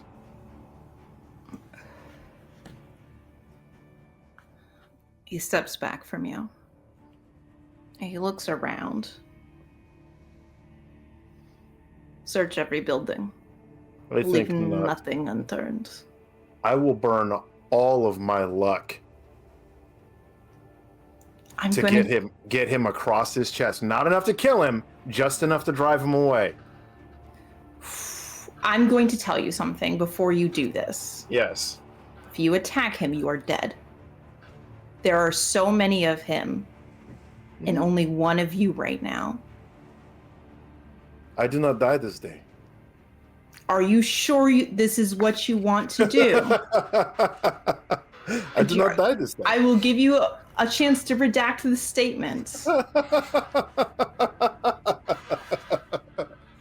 It's no, he does. He draws his sword. He does. He draws his sword. I'm And gonna let you draw your sword.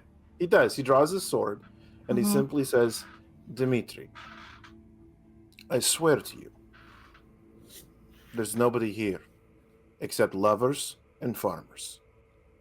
You are awfully eager to arm yourself if that is the case. No, that is not it. I swear. And he runs his hand up the sword. Mm-hmm. On my father's sword, and he shows the blood. They're not here. Then may your father rot in Nav. Something catches your attention suddenly.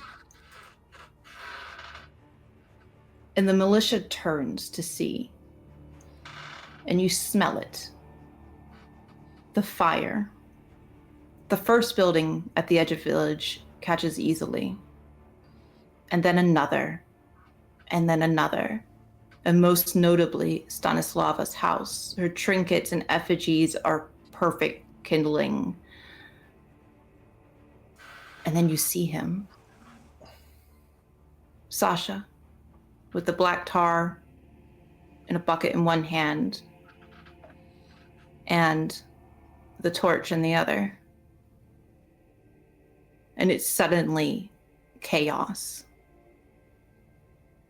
This is your chance to get out now. Onslus, what are you doing with Kaliak? Onslus would have grabbed Kaliak and slipped out of the back of this building. Outside, out back, would he have heard any of this exchange? Absolutely, you would have heard all of this. Are there horses nearby? The horses are stabled back and then towards the east, which is where towards kind of where the shrines were. Okay. You would have cover, though. Yeah, he is rushing Kaliak towards the horses. He is getting her on the horse, and he is collecting all 3 horses. He has kind of daisy chained them together by their reins. And I would imagine he is waiting there on the edge of the woods for his companions, because Radek said he would return, he would come back with Lesh, and he waits for them. What is Radek doing right now? So at about the time where Lesh cut off the girl's head, Radek fucked off. He said, gotta go. Bye. He ran back through the fucking building, out the back, and he's out looking for Anselus and the girl. Okay. Lesh, chaos has ensued around you.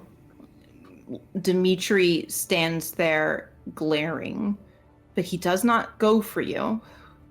He needs these villagers because these are his supporters. These are his champions in the West. He needs to make things right with them. But Sasha stares holes in you. He is begging you to run. I think he looks at Dimitri, right? And he does almost the Babe Ruth thing, right? He points his sword at him, winks, and then turns and bolts. Good stuff. It does not take long for the buildings to catch. And as you are running, you are dusted in what looks like snowfall intermingled with rain. It's ash from this village being decimated by one young boy. You make it, Radek, to the horses first, and you see Lesh sort of hauling tail behind you. You guys see Onselus and Kaliak on the horse together. Kaliak has tears in her eyes. I don't say anything. I'm just like prepping the horses, and as soon as I see Lesh coming, I turn his horse towards him and I pat it on the ass so that it starts running towards him. Yeah. And I bring the others to the other 2. We're already on the horses. You're already on the horses? Yeah, we've been waiting for you guys. I basically wrangled them together and have been holding on to the horses waiting. I climb on board. We're going to be in a spot of trouble. What is it? Looking for you. One of the girls in the village sold us out. Some guy, some king in the north or something like that. I don't know. The Imperator. Sasha, I think his name. Dmitri. Imperator Dmitri. Oh yeah, sorry, Sasha was the kid. Dmitri. Yeah. Oh, we have to go. Lush? He's coming. Why aren't you fucking riding? Let's go! As he's like, fucking, like he's up on his horse already. And he's just like, let's go! I believe Onslus hands Kaliak the reins. What am I supposed to do with this? Control the horse. If anyone is to catch up with us, I have ways to help us, but I cannot hold the reins and do so.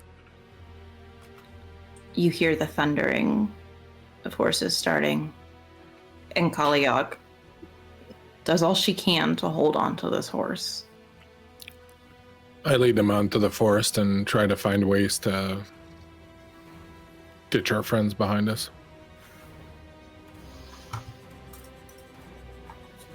You ride, and you hear something to the left of you, deeper into the woods.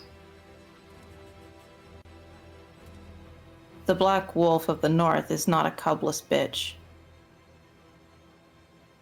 Kalia grips the reins hard, and she can feel her blood running down her face. But it does not quite appear yet. You don't see it. But you definitely feel it. And it's not a spell cast in offensive nature, but a surge of power born out of fear. She is afraid, and you can hear the thundering of her heart in your ears as magic permeates, as she tries to keep it under control, to stop it, to not draw any further attention. And you ride, and you can feel them almost breathing down your neck. Onslus, what is it that you want to do? Because they are riding for you now. How close to us are they? If you look back 100 feet and gaining.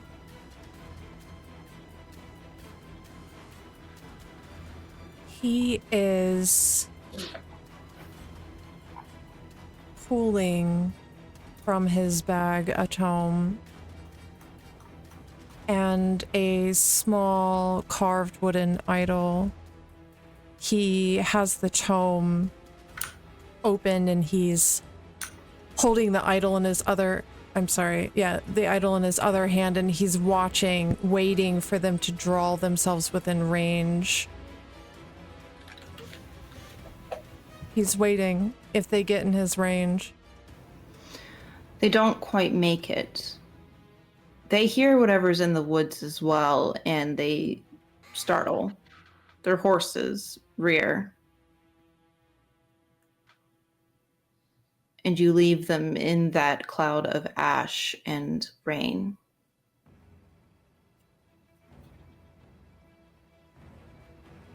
Winter Cello burns behind you in a glorious blaze of both danger and quiet solidarity. You ride for hours. The crow overhead soaring is taunting your bird Yaga, Radek, almost playful in spirit. Your bird seems displeased, but the crow is just too quick to be caught. His third leg dangling as it flies through the air. At last, the crow dives down, cawing and signaling. A farmstead comes into view, seemingly abandoned. A sign has been driven down into the muddy ground. Sickness dwells here. You could assume this house has been left to rot in fear of catching the acrid sickness. It is a small building up on stilts, 1 or 2 rooms, you could guess from the outside. Depending on how long it has been left abandoned, you could also surmise it is safe enough to enter and not catch any sort of contagion. Do you stop there? I think Roddick's going to suggest that they do. He's going to pull up and stop the other 2 horses and say, we may as well use this opportunity. Give me your horses' reins. Get off your horses. Head to the house. I'll lead the horses further into the forest and try to find a creek where I can turn around and come back. Hopefully they'll follow the horses' tracks and won't stop here. That coupled with the warnings of the sickness. Excellent. Take nothing you can't live without. Take anything you can't live without, in case I don't return. Kalyak is quick to get off the horse. She's just a bundle of nerves rattled from having to drive the horse into a gallop and the fear of the Imperator finding her. What do the rest of you do? Onsilis takes his bag from the horse and he's going to lead her towards the farmhouse, reassuring her it's okay.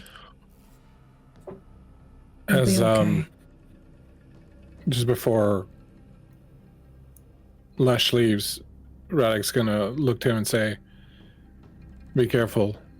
If you smell something like decaying vegetation mixed with I know. something more acrid, then the place is not safe.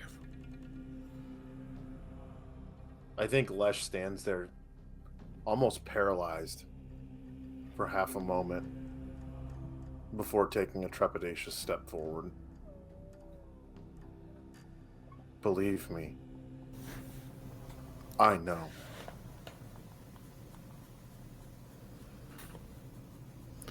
Without another word, he grabs the reins of the 3 horses and heads off. Okay. You all make it into the farmhouse. Inside, it is empty. It is stale. Smells of mildew, but you don't smell urine or any other signs of the acrid sickness. Not even the remains were left behind, and the air of death certainly lingers, but it's not diseased. A layer of dust covers everything, including the bowl that still sits at the hearth for the domovoi.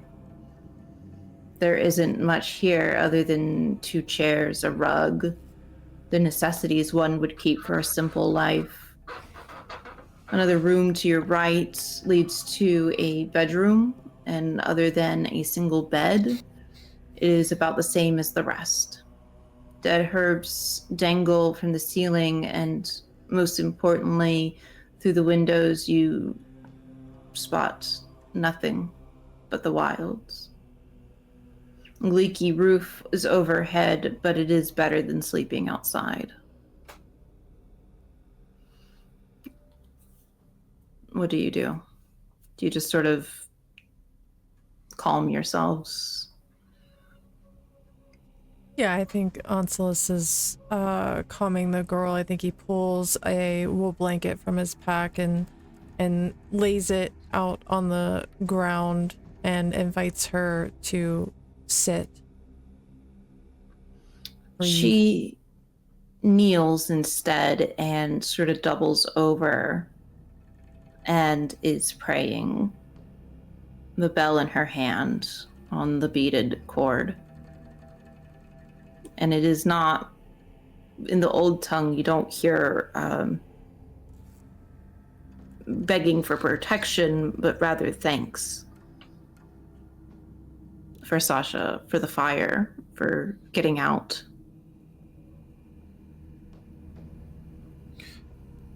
Lesh just stands at the door, eye to like a crack or a space between the wood boards, just watching, his hand on the hilt of his sword. Radek, you make your way through the woods, and you do find a creek. You can leave the horses there. It is canopied enough that the rain won't bother them.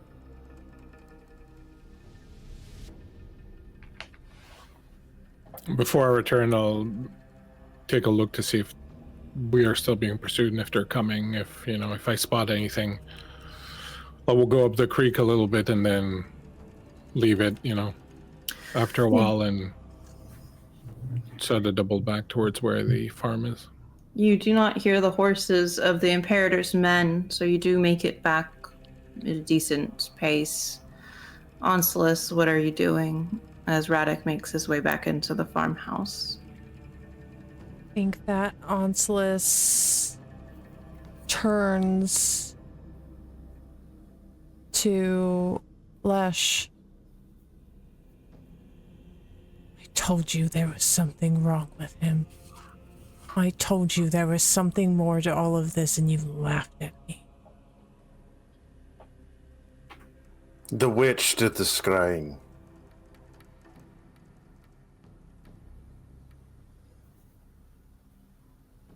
It wasn't your merchant.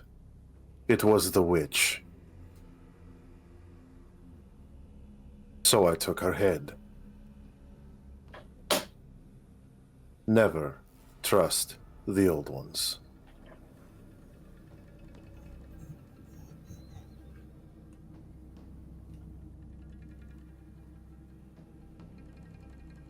He turns and he walks out of the building.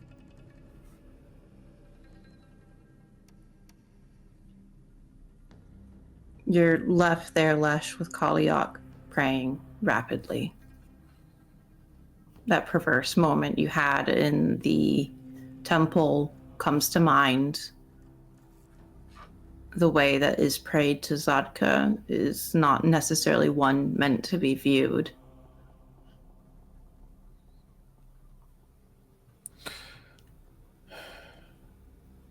If they're listening, little mouse, tell them now would be a good time for some help.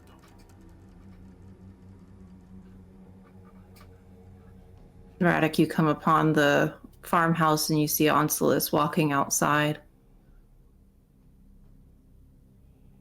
You're in the clear for now.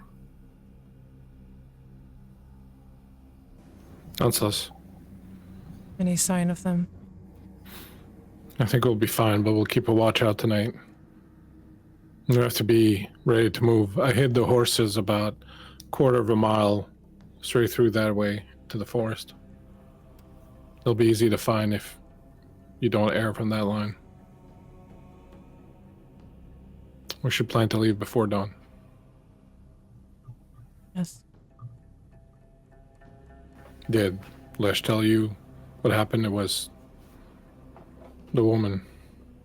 I could hear. It's going to keep happening, so we might as well get used to it. I think it would be prudent to get the girl to change her looks for perhaps the three of us who apparently are becoming known now to also make changes. Might even be prudent for the group to separate. You're looking for 3 men and a girl. How did they know? How does word travel so fast? Perhaps we should have killed Craed-Pra when we had the chance. It wouldn't have made a difference. I told you, someone like her doesn't get to be here and do what she wants. Everyone is going to want a piece of her. Word's going to spread. That's what word does.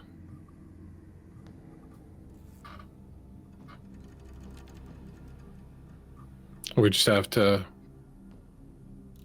expect that people know and people are out to get us now. We can't let our guard down like we did there. I was a fool. No. We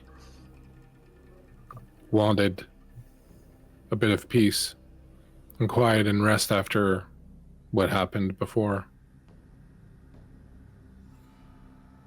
We didn't know better, now we do. What matters is what we do now. But, as I've said before, nothing matters, so. We're just following the chains along. As long as we're meant to be fine, we'll be fine. But we can help ourselves a little along the way.